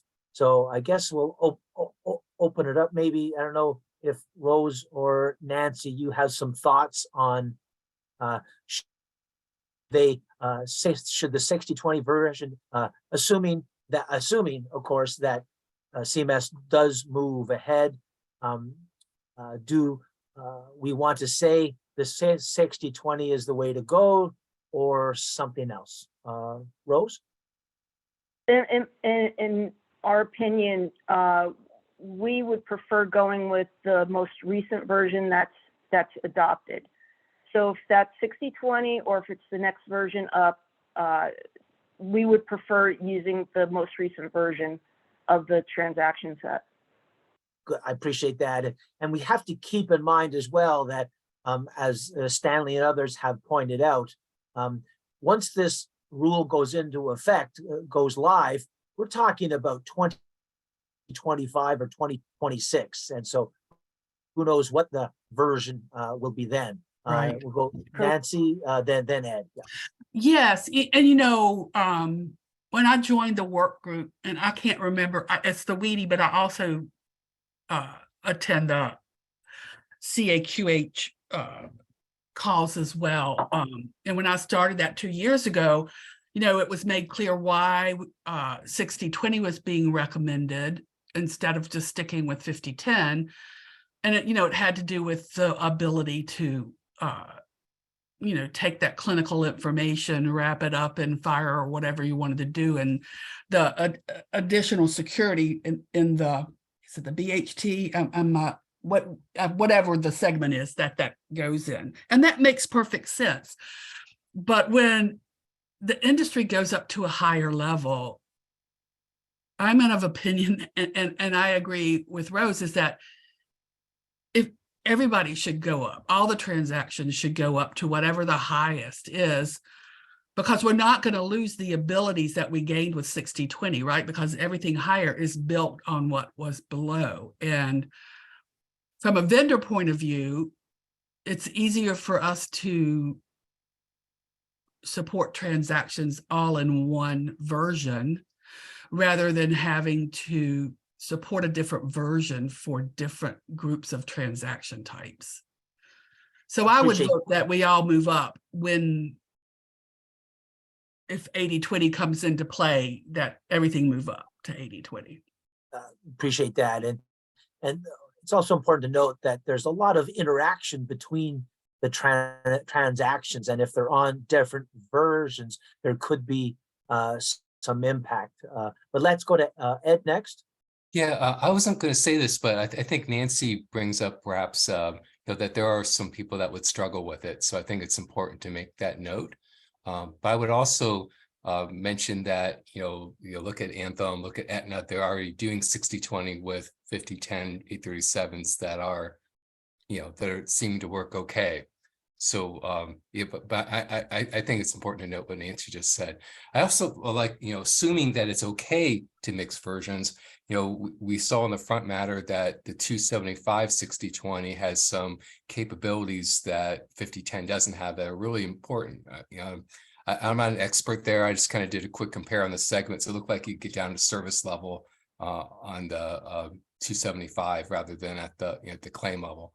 I could be wrong, just kind of calling that out. But what they didn't say was other than saying that keeping sync of the 277 RFAI, the 278s and the 830, and the 275 all being the same standard. I really didn't see in the front matter, other than syncing those transactions to the same version, any real value in the 60/20 278 over the 50/10. So if anybody knows that, I'd appreciate making mention of that. Yeah, thank you, Ed.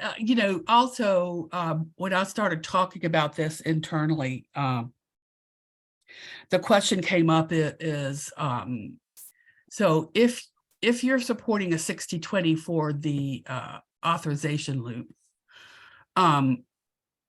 what happens when you get a 278 that's not part of an authorization loop? Is it going to still be in 50/10? And you're going to have to be able to have some way in your product that providers use to be able to tell the difference between, it can be done, but it's difficult. Thanks, Nancy. It'd be interesting to see others struggle it, but that's an interesting point. And Mike mentions in the chat, we're talking about 60/20. X12 has clearly moved on.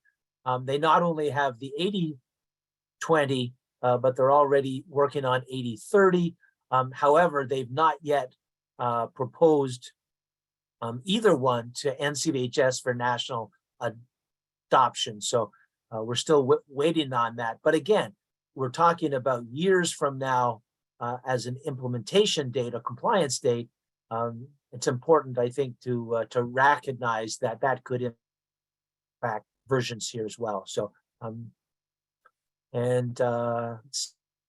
got Sherry talking about that they use the 50/10 per HIPAA, but as a clearinghouse, we support 50/10 and 60/20, and Sonia as well. They support 60/20. Nancy, I don't know if your hand is still up. Go ahead. I'm sorry, I forget to lower it. No worries. We'll go to Diana and then Pam. It's Diana, State of Michigan Medicaid. I looked at that, right? Because I'm like, why do we got to do 60/20? We already have 50/10. There are definite benefits to going to 60/20. Now I understand they already got 80/20 and they're working on 80 next, 80/30 or whatever it is by the time. And they are already proposed to NCVHS to go to 80/20. We cannot wait for 80/20 to be mandated for us to do attachments. We need attachments now. And I noticed that this rule says 24 months from final rule. Now I'm curious, everybody's saying that this is in the future, but if you look at the other rule, the interoperability rule, it's saying 1/1/2026. What is the possibility, I'm just asking, of this attachment rule, which is 24 months from final rule, hitting the same time as the interoperability rule? I think it could happen for sure. And the question is that necessarily a bad thing to have synchronization between the PA rule and the attachments rule compliance date? It does put a lot of pressure on those trying to implement, because there's a lot happening potentially on one day. And as we've heard before, a lot besides these rules happen on January 1. There's a lot of plans that deal with a switchover in terms of their members all happening. So maybe, again, as we talked about on Tuesday, maybe the recommendation is to move to a July 1st compliance date for these rules to allow the work to be spaced. With that, we'll go Pam, Stanley, Mike, and then Diana, if she has her hand up again. Oh, okay, good. Pam, welcome.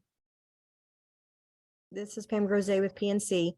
And I feel like this conversation ties in a lot with the conversation that we had with NCVHS back in January around updating the transaction standards. And there's a lot of tie-in here.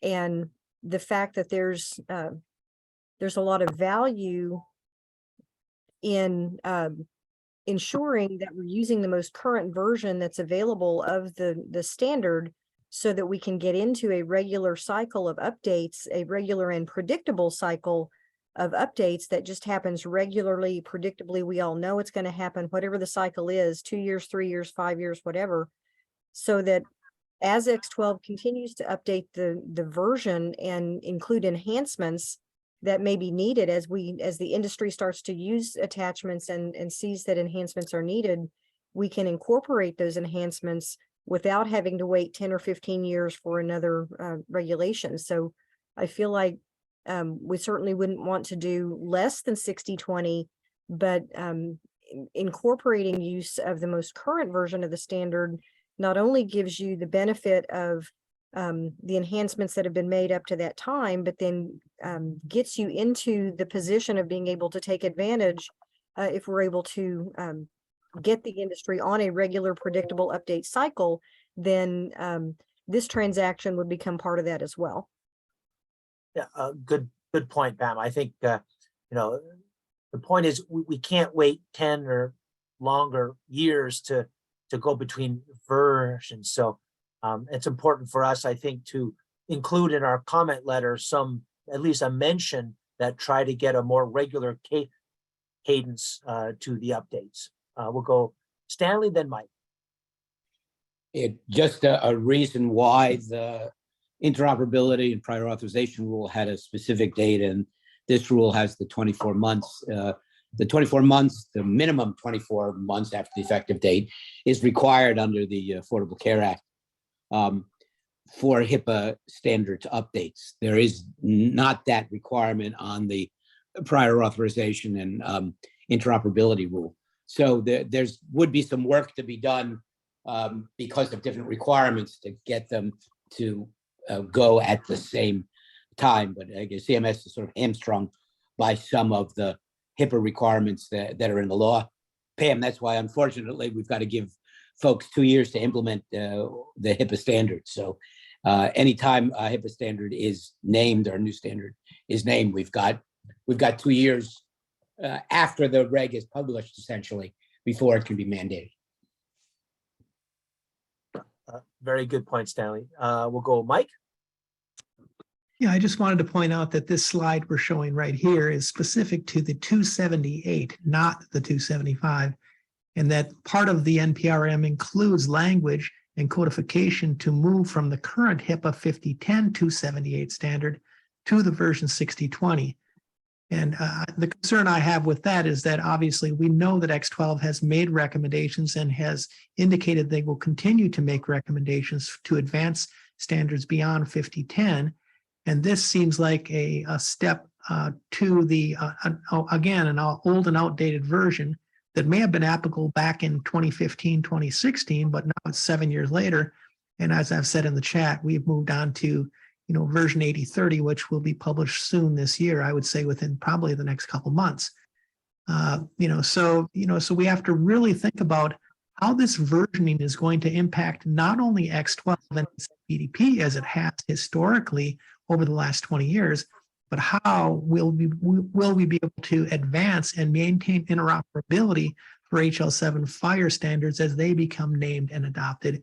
And I know there's obviously considerations around that, use of the ONCS VAP as a consideration versus a HIPAA regulatory rulemaking process. But at the end of the day, we do need to think about how we as an industry can adopt standards that maintain interoperability and the ability to have everyone on a common standard, that can be then realized, the benefits of such can be realized broadly and widely adopted. I think that's a problem to solve well beyond X12, HL7 fire, and NCPDP. It requires some leadership, as Pam said, and she points to the note here that the cooperative exchange testimony included a potential solution for this, so we can get into that known and predictable cadence. Appreciate that, Mike. And I will note that much of the burden on trying to decide the future of these standards is in the hands of NCVHS. They are expected to debate a letter potentially as early as their next full meeting, which has not been announced. I will make a pitch for our spring conference. We have invited the standards subcommittee of the NCVHS to discuss these and other issues at our spring virtual conference. So we may have some answers to some of these broad questions about moving standards individually, moving as a group, and Mike, to your point about sort of a regular and predictable cadence. With that, I think we can go to, I think we've got a poll question on versions. So the question is, which version of the 275 transaction for claims do you support being adopted? Again, not to say that it's a question about a fire. It's really a question if we do adopt the 275, which version. And Rose mentioned this, you know, in terms of the latest X12 version at the time of the final rule, and seems to be the one that is getting the most support here. And again, you know, the fact that anoint a standard that is already out of date, it'll be even further out of date by the time the rule goes into effect. So it looks like we've got strong support for naming the version, the latest version at the time of the final rule. So I think we can end that poll, Michael, and we can go to the next slide.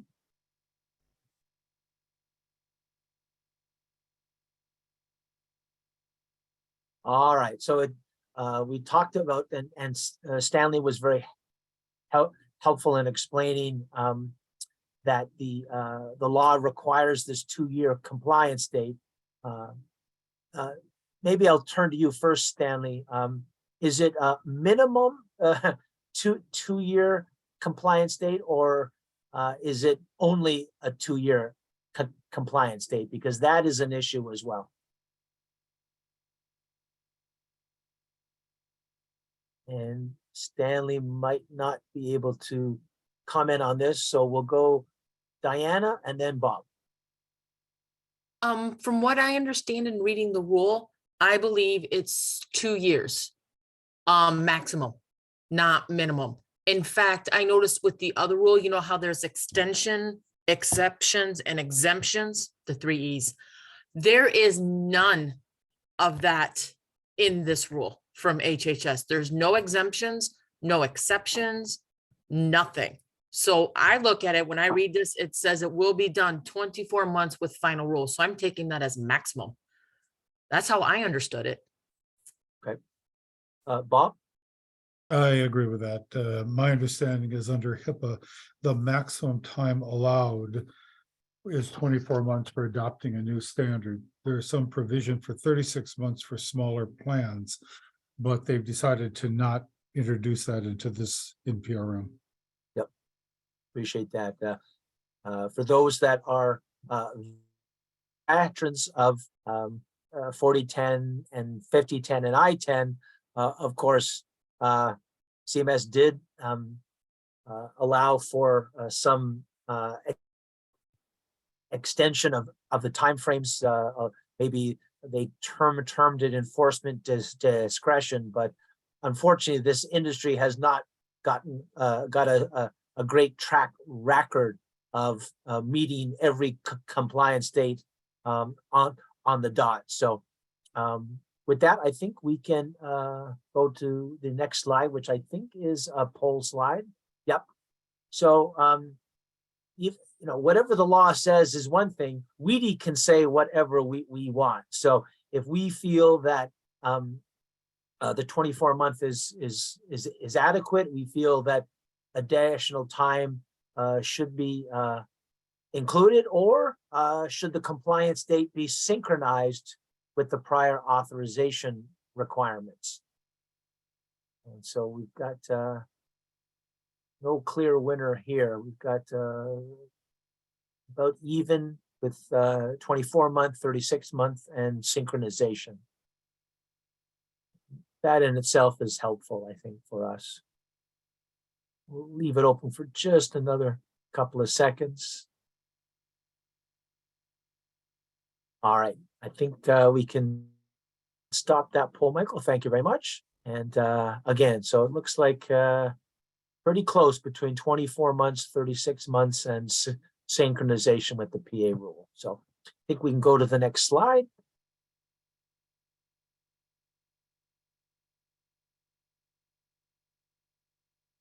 So this gets back to our earlier point, and we've made it several times that their proposal is basically based on the NCVHS recommendation from 2016. And so I think the argument is that the industry, in particular, the work of Da Vinci has moved on beyond that. So maybe we'll ask Bob to comment on this first. Yeah, I think this is a really salient point. At the time testimony was given to NCVHS in 2016, we did not have the 21st Century Cures Act. We did not have the requirement for EHRs to certify to releases of fire. We did not have a patient access API rule, which the covered payers are required to support. And we did not have an NPRM sitting there requiring payers to go and provide information to their members, providers, and each other in a FHIR format, let alone the work that's being done around prior authorization. So to go back and say, because we did this in 2016, we should move forward with it, I think that ignores everything that we've done over the last 6 years, and it's been substantial work and of substantial benefit for both patient care and provider burden.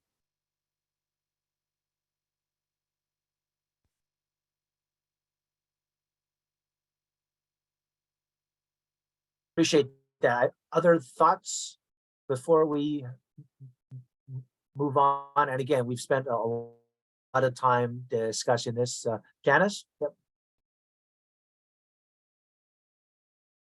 Yep. Hi, this is Janice again. I also want to make one other point, which I made in one of the previous calls too, and that is that the CMS regulations require that information used to make prior authorization decisions be included in the patient access API.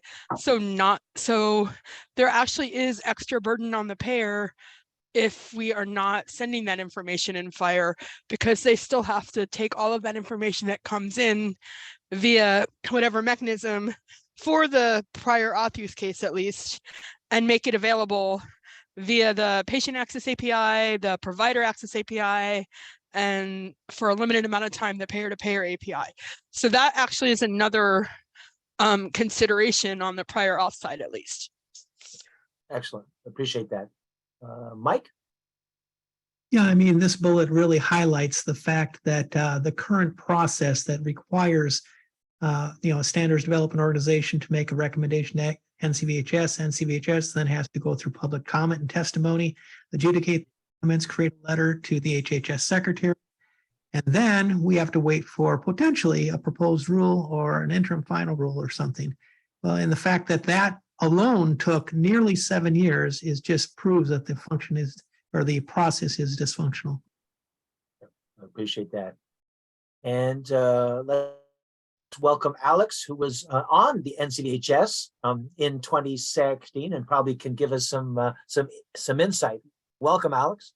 Thank you, Rob. I appreciate that. Yes, I am one of the usual suspects, and I've been part of the X12, NCVHS, NUBC, NUCC, DISMO, and HL7 communities for a good 20 years now. And the 2016 recommendations that are pointed to here are actually reflecting the fourth set of recommendations that NCVHS made, and subsequent to the 2016 recommendations, they also pointed in March of 2022 to encourage further consideration of alternative standards and the need to get something moving so that industry could formally weigh in on it.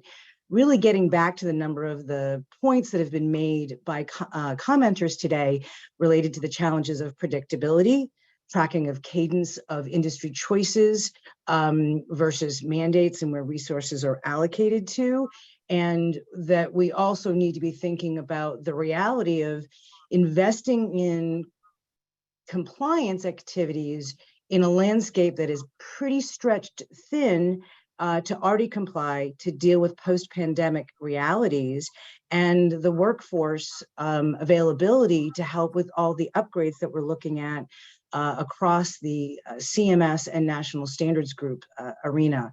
And I think that there's an opportunity for WEDI to really help elevate the overarching challenges with predictability, and especially the synergy and harmony across the various frameworks. And I'd love to see some commentary there, because I think we'd all be better served if we could start to simplify the process, which has gotten pretty complicated around the floor versus the ceiling sort of dynamics between certified electronic health record technology frameworks, HIPAA frameworks, and how we're going to make all of this work synergistically moving forward with more modern technologies and the level of transparency and information exchange that is expected by our patients, our citizens, and also trying to address the very notable burnout in the healthcare industry.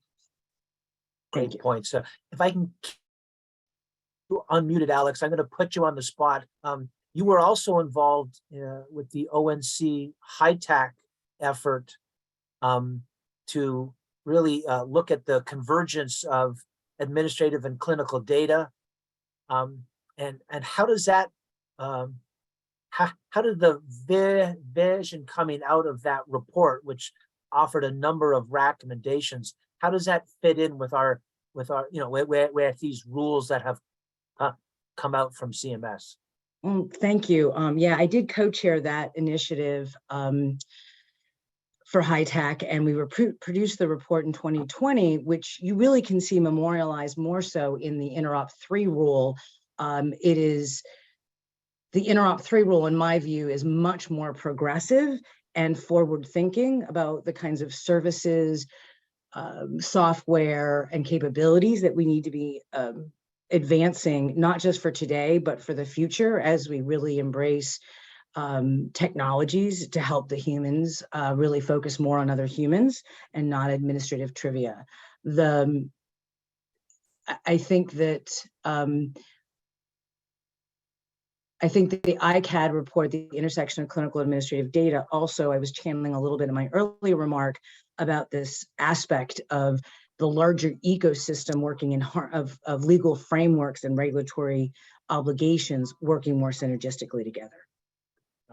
Appreciate that. And I think one of the points we need to emphasize as WEDI is, at the end of the day, again, it's all about burden reduction, automating and improving patient care.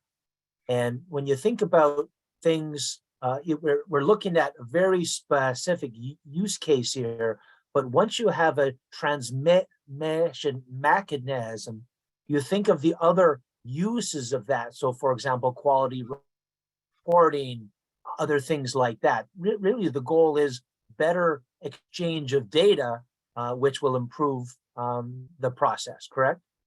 It will, and especially if you can start to get discrete data that's got high fidelity and that we can really harness, that's where we really need to get to. And we've been, you know, over the last 20, 25 years, we've been building the blocks of the components that need to work together for efficient information exchange, first with administrative and financial. But as we've been trying to put those blocks into place, the technology's been advancing, and we can't leave folks behind, but we also can't let business models and historical comfort leave us in sort of this paradigm and not really able to meet the modern day needs and the needs in front of us, where we really want to let the technology help humans deliver better care and make sure we're getting it reimbursed, especially with so many precious resources. Excellent.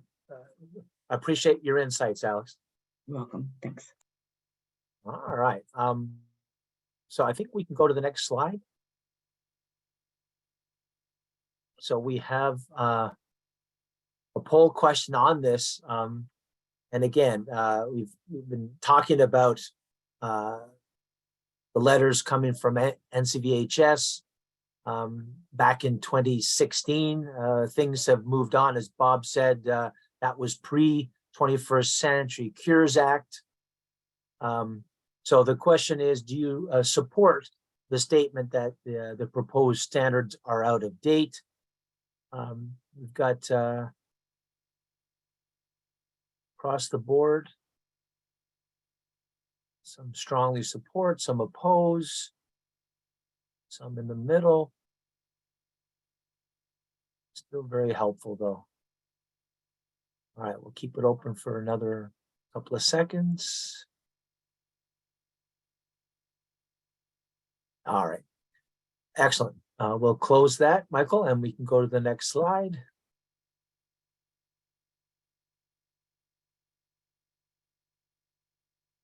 Okay, so we've had a long discussion of sort of all the pros and cons, and this, we really have to try to hone in on what WEDI should be recommending to CMS.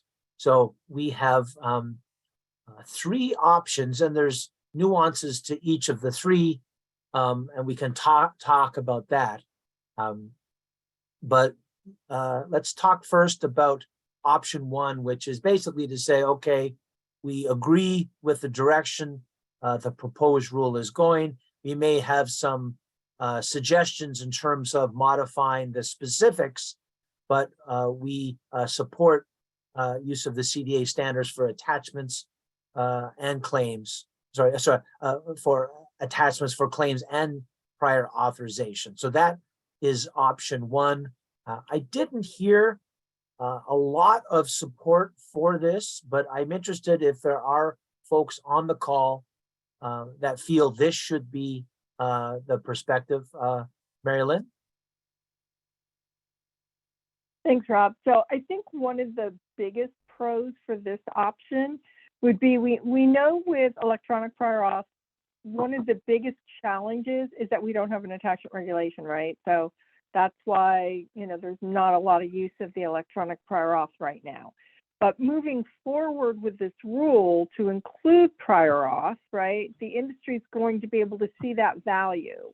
And then using the exception process, they can continue to test the FHIR APIs until they reach more maturity, and then hopefully, we'd be able to, have another regulation and move to FHIR APIs.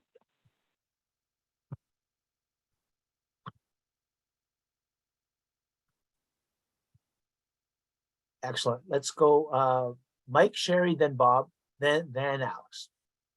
Yeah, and I agree with Mary Lynn. She just she kind of said what I was going to say in a little bit in one way. I will say that these options are obviously always have caveats. Move forward as finalized. Do we want to really move forward with this 278 version 5010 to 6020, or stay at version 5010 and wait for the recommendation in 80 next? And then there are also the caveat of CDA standards or CCDA. Do we want to require the most attachments for claims anyway? Let's just talk about claims. Are sent in an unstructured format, and they're basically a TIFF or an image or a text file, something of that nature. Do we want to then require the industry to wrap those into the CDA unstructured document template simply to have it wrapped in a CDA? That doesn't make a whole lot of sense to me. So I think that we should think about, ways we can say, allow the current attachment exchange being done in the claim workflow today to continue, because we want to embrace that adoption and those early trailblazers that went forward without regulation. And then also allow CDA for structured documents only, and require that for structured documents only, meaning that the 275 can support both unstructured using the other qualifiers, and structured using HL, which is the HL7 qualifier, and a CDA payload. Interesting. Appreciate that, Mike. We'll go Sherry, Bob, then Alex.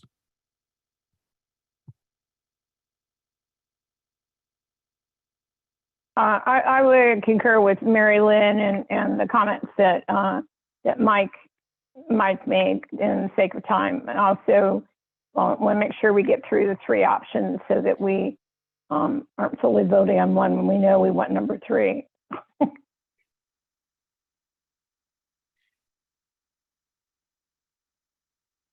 Appreciate that. We'll go Bob, then Alex. Yeah, I would like to propose a slightly different view of why we haven't had prior auth implemented more broadly. We have been unable to implement prior auth at the point that the decisions are being made on what care should be delivered to the patient while the patient's available. Okay, we have also been unable to specify very discreetly the information that's required for the prior auth rather than do kind of the kitchen sink of a consolidated CDA. Those have really been the inhibitors, not so much a prior auth, an attachments rule. What we've tried to do with the prior auth solutions that are being advocated by CMS in their interop 3 and burden and improving prior auth rule is to go and address those issues and start to move prior authorization into the clinical workflow where it belongs, not after the fact as somebody asking for documentation, when it basically delays the ability to go and move a patient forward in either getting certain diagnostics or treatment. So I think the problem's a different problem, and that's what we've been trying to solve. And unfortunately, the CDA doesn't lend itself very nicely to that.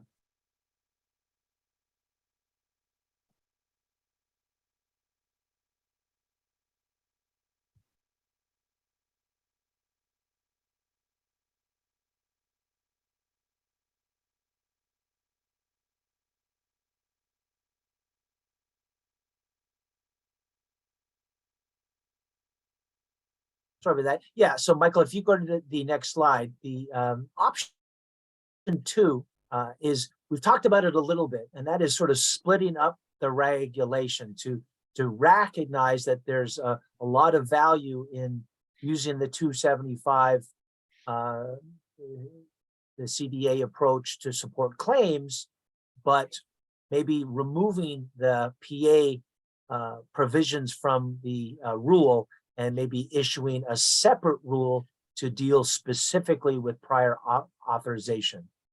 I don't know if anybody have any comments on this.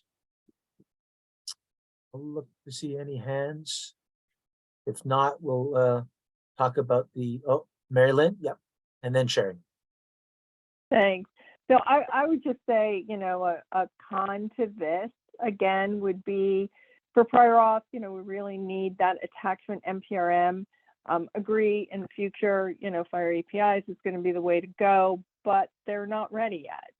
So again, if we go with an option like this, it would just be leaving prior auth in limbo again for a few more years until FHIR is, mature and we, that regulation is finalized.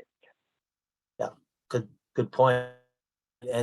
And Celine in the chat says, that really it's not going to be helpful to have a different process for each. That's only going to, in some cases, double the work effort and double the cost. Sherry? I would concur with Mary Lynn that we need something to move these attachment standards forward. And again, when we look at our industry and all of our colleagues on the phone for the last 10 years at NCVHS, we've been testifying that for prior auth, we need, the 275 to be able to complete that end-to-end transaction. So I think it's important that it's not left behind and that we continue not to break them apart where you just have the claims and drop the prior auth, that they both should be able to come together. in this attachment reg, our biggest fear is that if we don't, nothing may happen. And also, still acknowledge the use of where the fire and those other applications. Appreciate that, Sherry. Bob?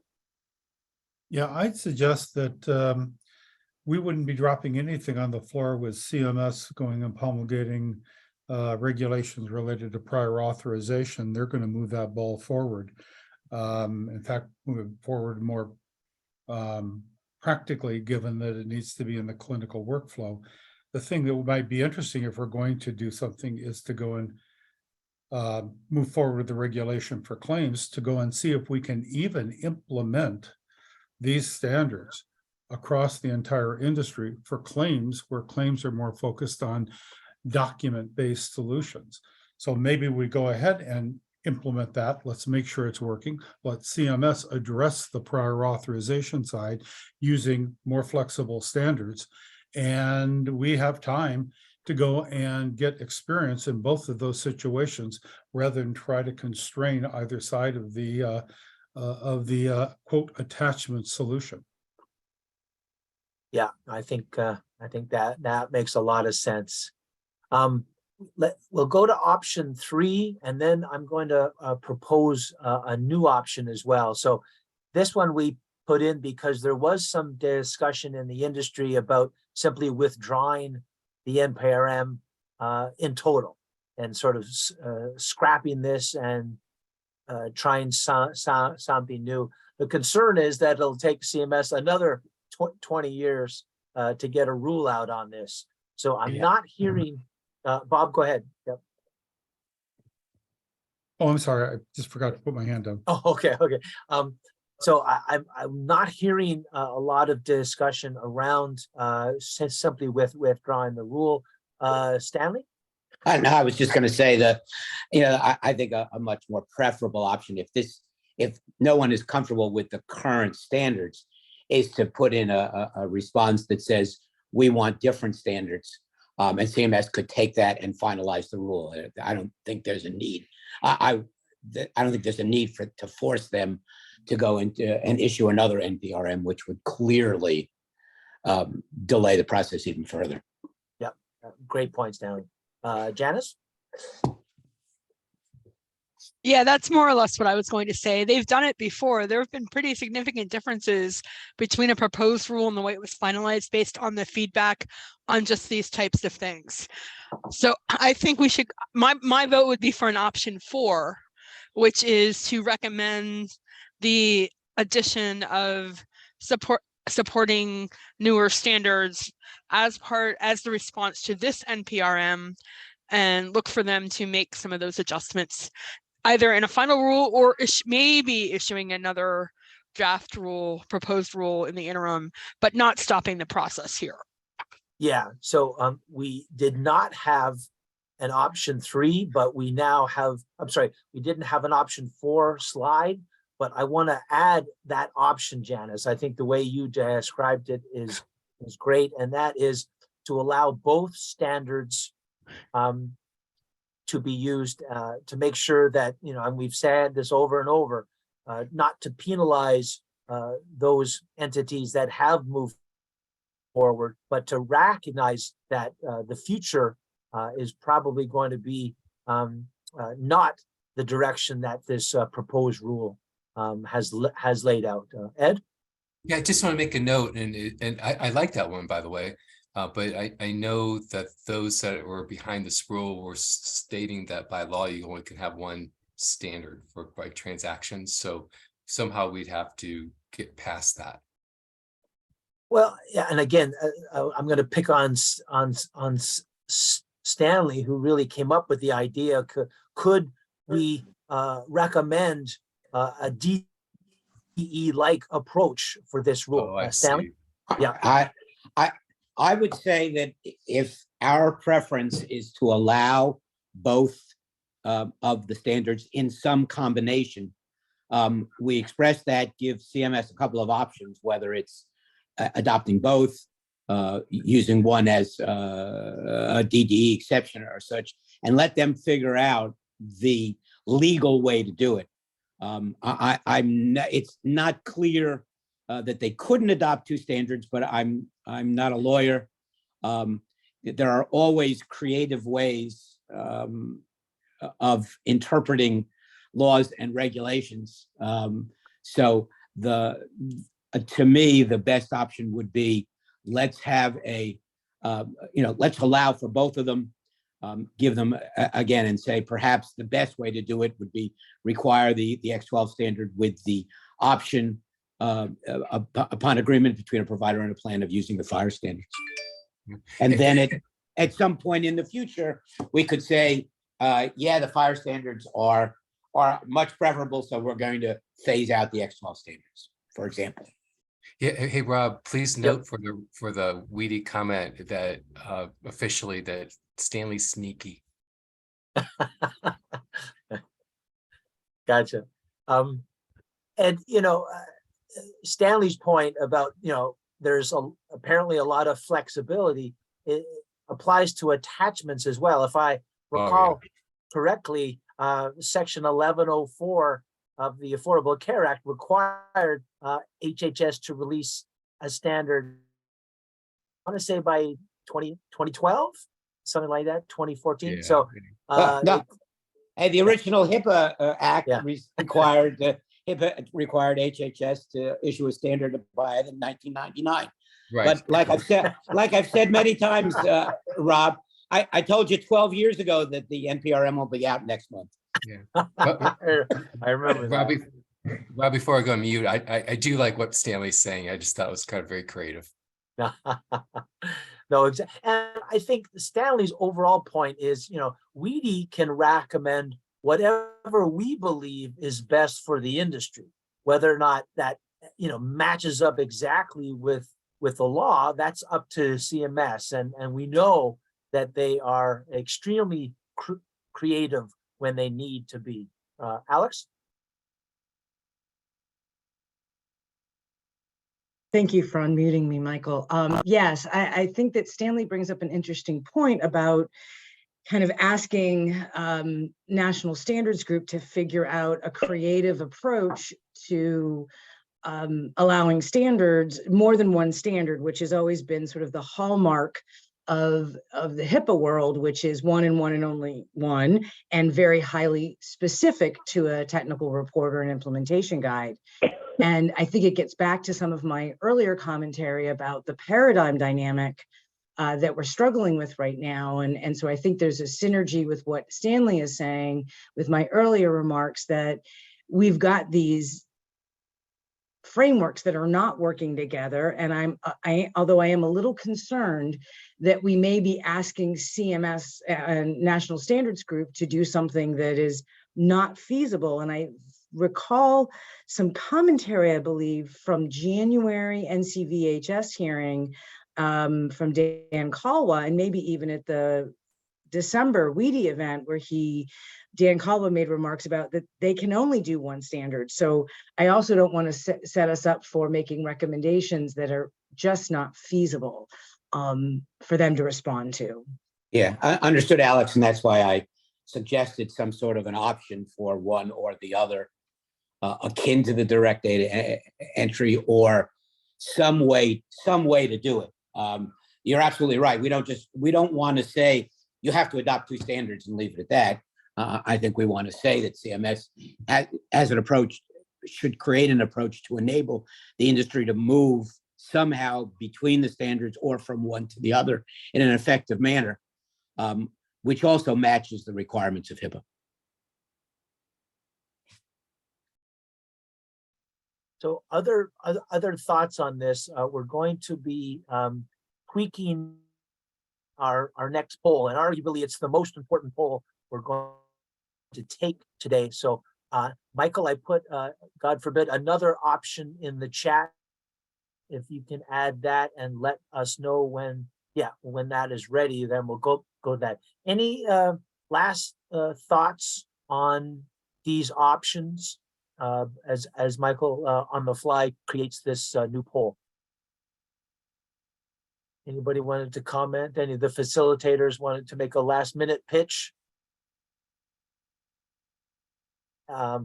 So we'll put up the poll, and Chris writes, go ahead, Sherry.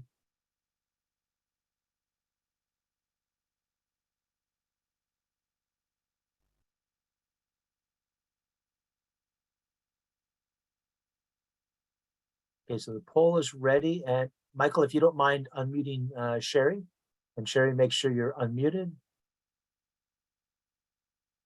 There we go. Thank Good. you. No, I was just going to say, I think this has been a very good discussion, and just the consensus, I think, of the group working together to realize, to accommodate again for that high tech and low tech business use case, and seeing how there can be some synchronization, that's equitable, across all stakeholders, as we look at this fourth option. I think it's really important. And I think also with WEDI, if we go with the fourth one, is that we as an industry are looking at a solution that this rule can be all of our business needs across the stakeholders and still not be an administrative burden. So I think it's a very important point.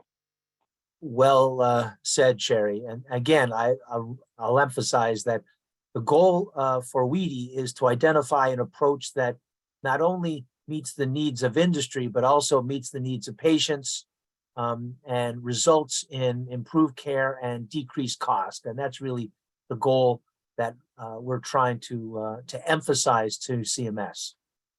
So it looks like, not surprising from our discussion, we've got a lot of folks supporting, again, allowing both standards. That's not without its challenges. And I'll give just a few more seconds to fill out the poll, but I will make a pitch. And for those that are veterans of the 4010, 5010, and I-10 transitions, WEDI will be in the thick of things as the government finalizes these rules. We will be helping the industry implement them by creating work groups and efforts to identify things like best practices and guidance and solutions to help the industry. Regardless of what standards are named, it's going to be a challenge. I think we all know that. So hopefully you'll help us in our efforts to make that transition easier. So it looks like a pretty strong support for option 4, and I appreciate all those that contributed and commented on this poll. Stanley? I just wanted to say that CMS has creatively used enforcement discretion in a number of situations to allow for not meeting or delaying certain requirements. That could be, if they feel some legal requirement to only adopt one standard, they could certainly say, based on the prior authorization rule and other competing factors, we'll use our enforcement discretion to not penalize anyone that uses fire standards or something to that. Another, I'll use Ed's words, another sneaky way of getting around the requirements. But again, I think there are ways that we could get ourselves together and create some options that CMS could consider. Yeah, I think it's a good point, Stanley. We don't necessarily have to tell CMS what levers they need to pull, but I think our job is to say, here's what is best for the industry, and kind of you figure out how best to implement that. But maybe we can give them, some options. Of course, they already know them, but enforcement discretion is a different animal, though. I'd be interested to hear from others on that approach, rather than really identifying various options. If you just say, well, wink, wink, we won't penalize you if you do that, might be an option, but there might be some pitfalls as well. Yeah, but a suggestion and also some options is always helpful for CMS, at least for some things. Sure. For them to consider, with the understanding, as Alex and others have mentioned, that there may be some legal challenges to overcome. Gotcha. Yep. And I will say that we, again, to sort of make a pitch, we're not only going to be discussing these issues in at the spring conference, but I suspect, and we're in the midst of developing the content for our face-to-face summer forum, but this might be one of the topics of discussion there as well. I see Mike and then Ed. Yeah, I'm just going to comment that given the large majority that supported option 4, allow both standards, and the fact that HHS Secretary does have a recommendation from NCVHS last July to update HIPAA policies to allow the adoption and use of more than one standard per business function, I think we do need to definitely mention that recommendation 1 from the July 2022 NCVHS letter to the HHS Secretary and point out that they do have a recommendation to allow more than one standard per business function from NCVHS. Yeah, excellent point, Mike. I think that's something that we could point to as we make our argument there. So I appreciate that. Ed? Yeah, just to kind of go on what Alex said and a bit where Stanley was at, I'm a little afraid that the folks that are in Dan's area, and by the way, I really appreciate Dan and his team creating this attachment rule. People aren't giving them enough credit to finally get this through, right? But it could be a hard no unless we give them options. So I just wanted to stress, I think it's important to include our options in our comment. Very good point, Ed. And yeah, this all this discussion is built on thanks to CMS for looking at some of these burdens that the industry is facing and taking action. We may disagree somewhat with some of their directions, but the fact that they have taken on the task of reducing burden for the healthcare industry, I think, has to be acknowledged and appreciated. Pam?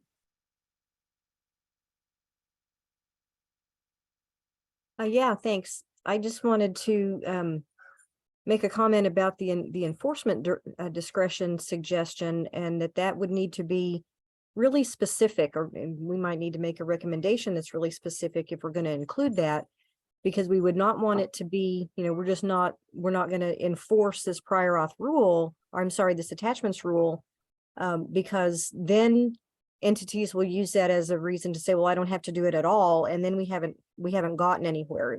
What we're talking about is not enforcing that everybody still has to do it. But if you choose to use fire, we're not going to slap you on the wrist because you're doing the wrong standard. So we just need to be careful that we don't end up with a situation where entities can just say, well, I don't have to do anything because CMS isn't enforcing it. Yeah, and that applies to both sides, right, Pam?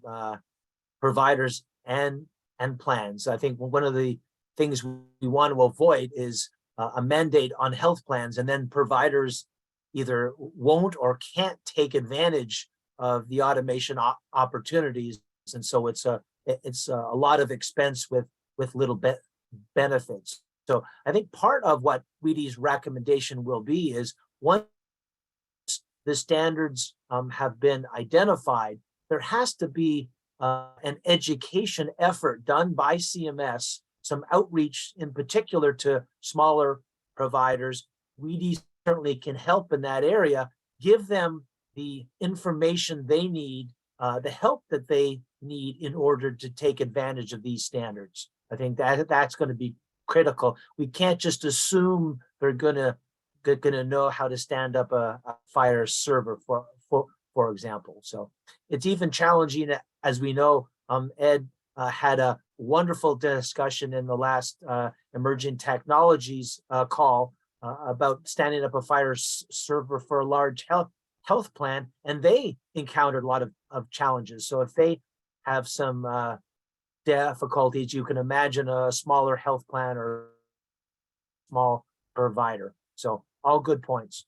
So I think we can skip ahead. I think the next, we can skip that and then go to electronic signatures. Really our last area of discussion, I think, for the day. And Ed, if I could call on you, I know you've got a lot of expertise in this area. If you wanted to introduce this topic. Oh, Rob, I wouldn't say with authentication using encryption key to, I think at the end of the day, I believe the rule states that if the health plan requires it, then and if the provider submits an attachment, they would have to go ahead and adhere to using e-signatures. I know there's some folks that are concerned about different standard versions and all that. I'll have to defer to others. That's the extent of my knowledge there. Any thoughts in particular from our health plan representatives? What their thoughts are on the electronic signature requirements? Marilyn? My only thought is, well, first of all, they did not include the digital signature implementation guide in the regulation language, so that was kind of missed there.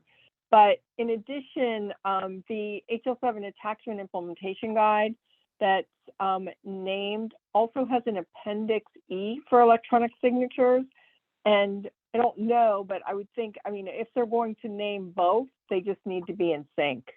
If they're in sync or not, probably Bob or Derwin would know more about that than I would, but definitely something that would need to be looked at. Gotcha. I appreciate that. Janice, then Mike. Yeah, so I just want to comment on this from the perspective of supporting fire. I would think that coming up, that one of the things that we might consider as part of the let's support both fire and EDI mechanisms is suggesting that the combination of the fire authentication requirements and a provenance resource might be an equivalent mechanism for fire. I don't know if there might be other pieces or ways to massage that to make it better, but that would be my first thought here. Appreciate that. Well, Mike and then Bob.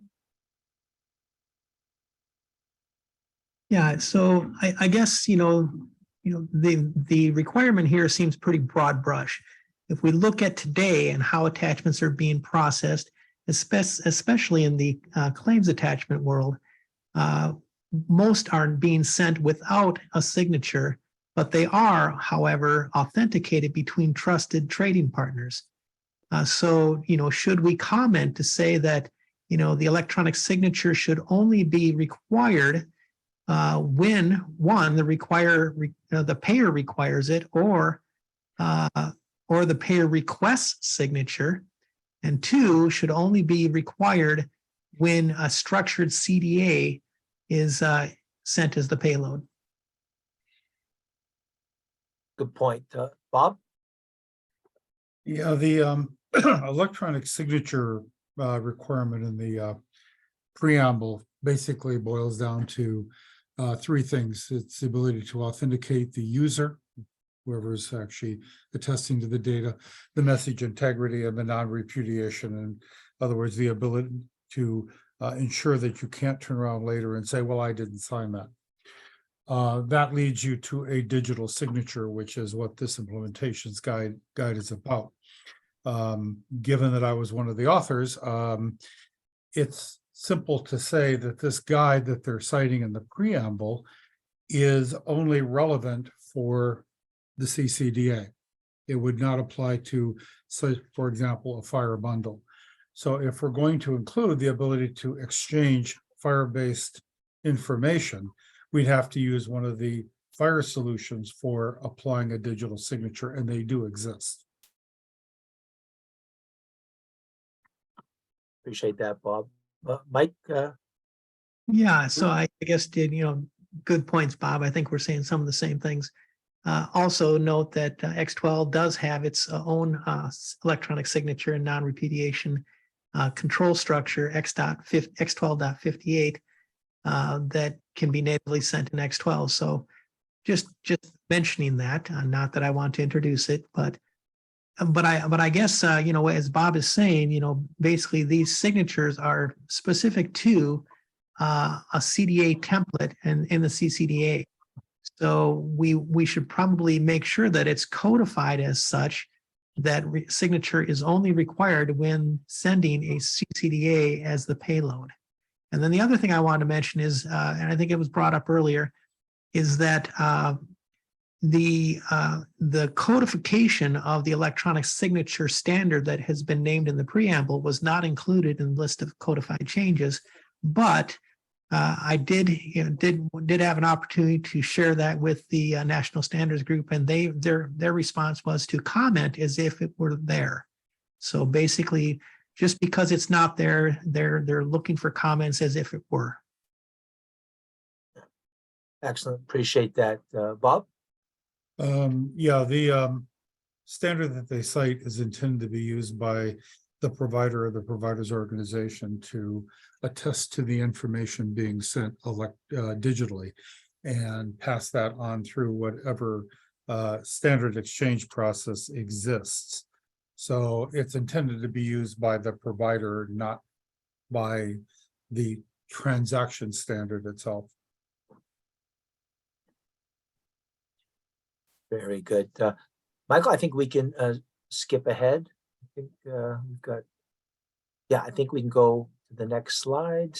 So we have, I think our last poll, and that is, should the proposal be finalized? What is your level of support for this statement? The electronic signature standard we are proposing would pertain only to electronic signatures for attachment information transmitted by a healthcare provider in an electronic healthcare attachments transaction. So we'll keep the poll open for a bit of time here. Most are agreeing.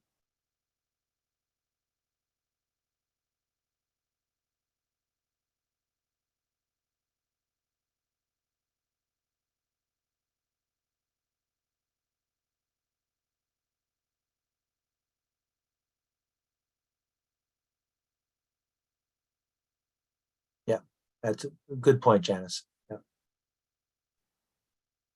All right, I think we can close that poll. Appreciate that. And we can skip ahead, Michael. I think we have anything that we have not discussed today that you think we should consider for our comment letter. Jan? Yep. I just think that we should stress that the different rules should be in synergy, and that we shouldn't do something in this rule that makes the prior auth rule harder. We shouldn't do something in some other rule that makes this rule harder. And I think that having some sort of comment that these rules should all work together without forcing people to do things they're not ready for, in some cases, i.e. having the support for both things, but they should make sure that anything that goes into this rule is compatible with the requirements and doesn't add an extra burden to the requirements of other rules that they have in place or that are currently putting in place now. Yeah, well stated. I think that's sort of been our mantra during the day, which is harmonization and reducing burden. I think that's got to be front and center with our comments, and also that should be how CMS moves forward with any final rules in this area. Excellent. Other areas that we have not discussed that we should? You know, Rob, this is Stanley. In terms of the other NPRMs, there's also the relationship of this to the upgrades to the X12 versions, and also any particular overlap in the with some of the No Surprises Act stuff, and how you know, if attachments, you know, would be part of any of the information that needs to be submitted from a provider to a health plan as part of the AEOB process and the GFE process. Just some things that CMS needs to keep in mind. Oh, excellent point. And even you could argue that there may be some overlap with TEFCA and the QHINs. It's all about exchanging data, and there's got to be a simple way, simpler way, at least, to move the data. Bob?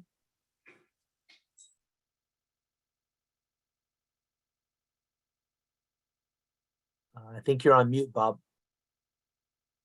One thing we really didn't spend time on is this rules, the proposed rules definition of attachment information, which is incredibly broad. It's basically everything related to decisions about healthcare that are not specifically inside of those transactions that it cites. And that's pretty much everything. That potentially is quality, it's risk adjustment, it's everything. And we probably should comment on the fact that they need to be careful not to extend the concept of attachment information outside of those things that the final rule covers. Okay. Ed, I don't know if you want to comment on that. I was going to go say something about Stanley's comment before that. Okay. Okay. Oh, is it okay? Yeah. Oh, yeah. Please. Yeah. So, it's funny. I think this is the first new transaction set we have added separately since 4010. It just came to me, and and with the fact that it was named as part of the original HIPAA law back in '96. I think there should be some language in there that states that it will be synchronized with all future versions of, adopted HIPAA versions. Just some sort of language to keep it in sync that way. Gotcha. Good thought. All right. Not seeing any other hands. Michael, I think we can go to the next slide, which is, yeah, you can skip that one. We'll go to my pitch that you all should attend our spring conference. Check out the agenda. It is a phenomenal lineup of speakers and sessions. So please have a look at that. Our early bird registration is now open. And then if you go to the next slide, I just wanted to take just a couple of seconds to thank a few folks. I wanted to thank our phenomenal facilitators, Ed, Derwin, Rose, Mary Lynn, Bob, Stanley, all did a phenomenal job. I also wanted to thank Lorraine Dew. I've seen she was on here the whole time.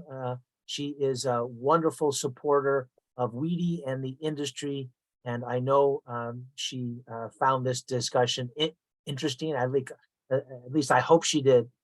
And we could not have had success here without the great work of my colleague, Michael McNutt.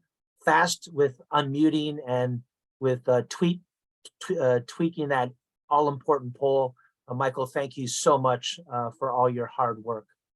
And with that, I think we can close. This has been extremely helpful as we develop our formal comments. And please keep engaged with WEDI. This is only the beginning of this transition in healthcare. So we look forward to additional input from you. And as we go forward, we'll look for more guidance and assistance from all of you. So with that, we will close the call. And again, thank you so much. Thank you, Rob. Nice job. Hey, thanks, Rob. Thank you, Rob.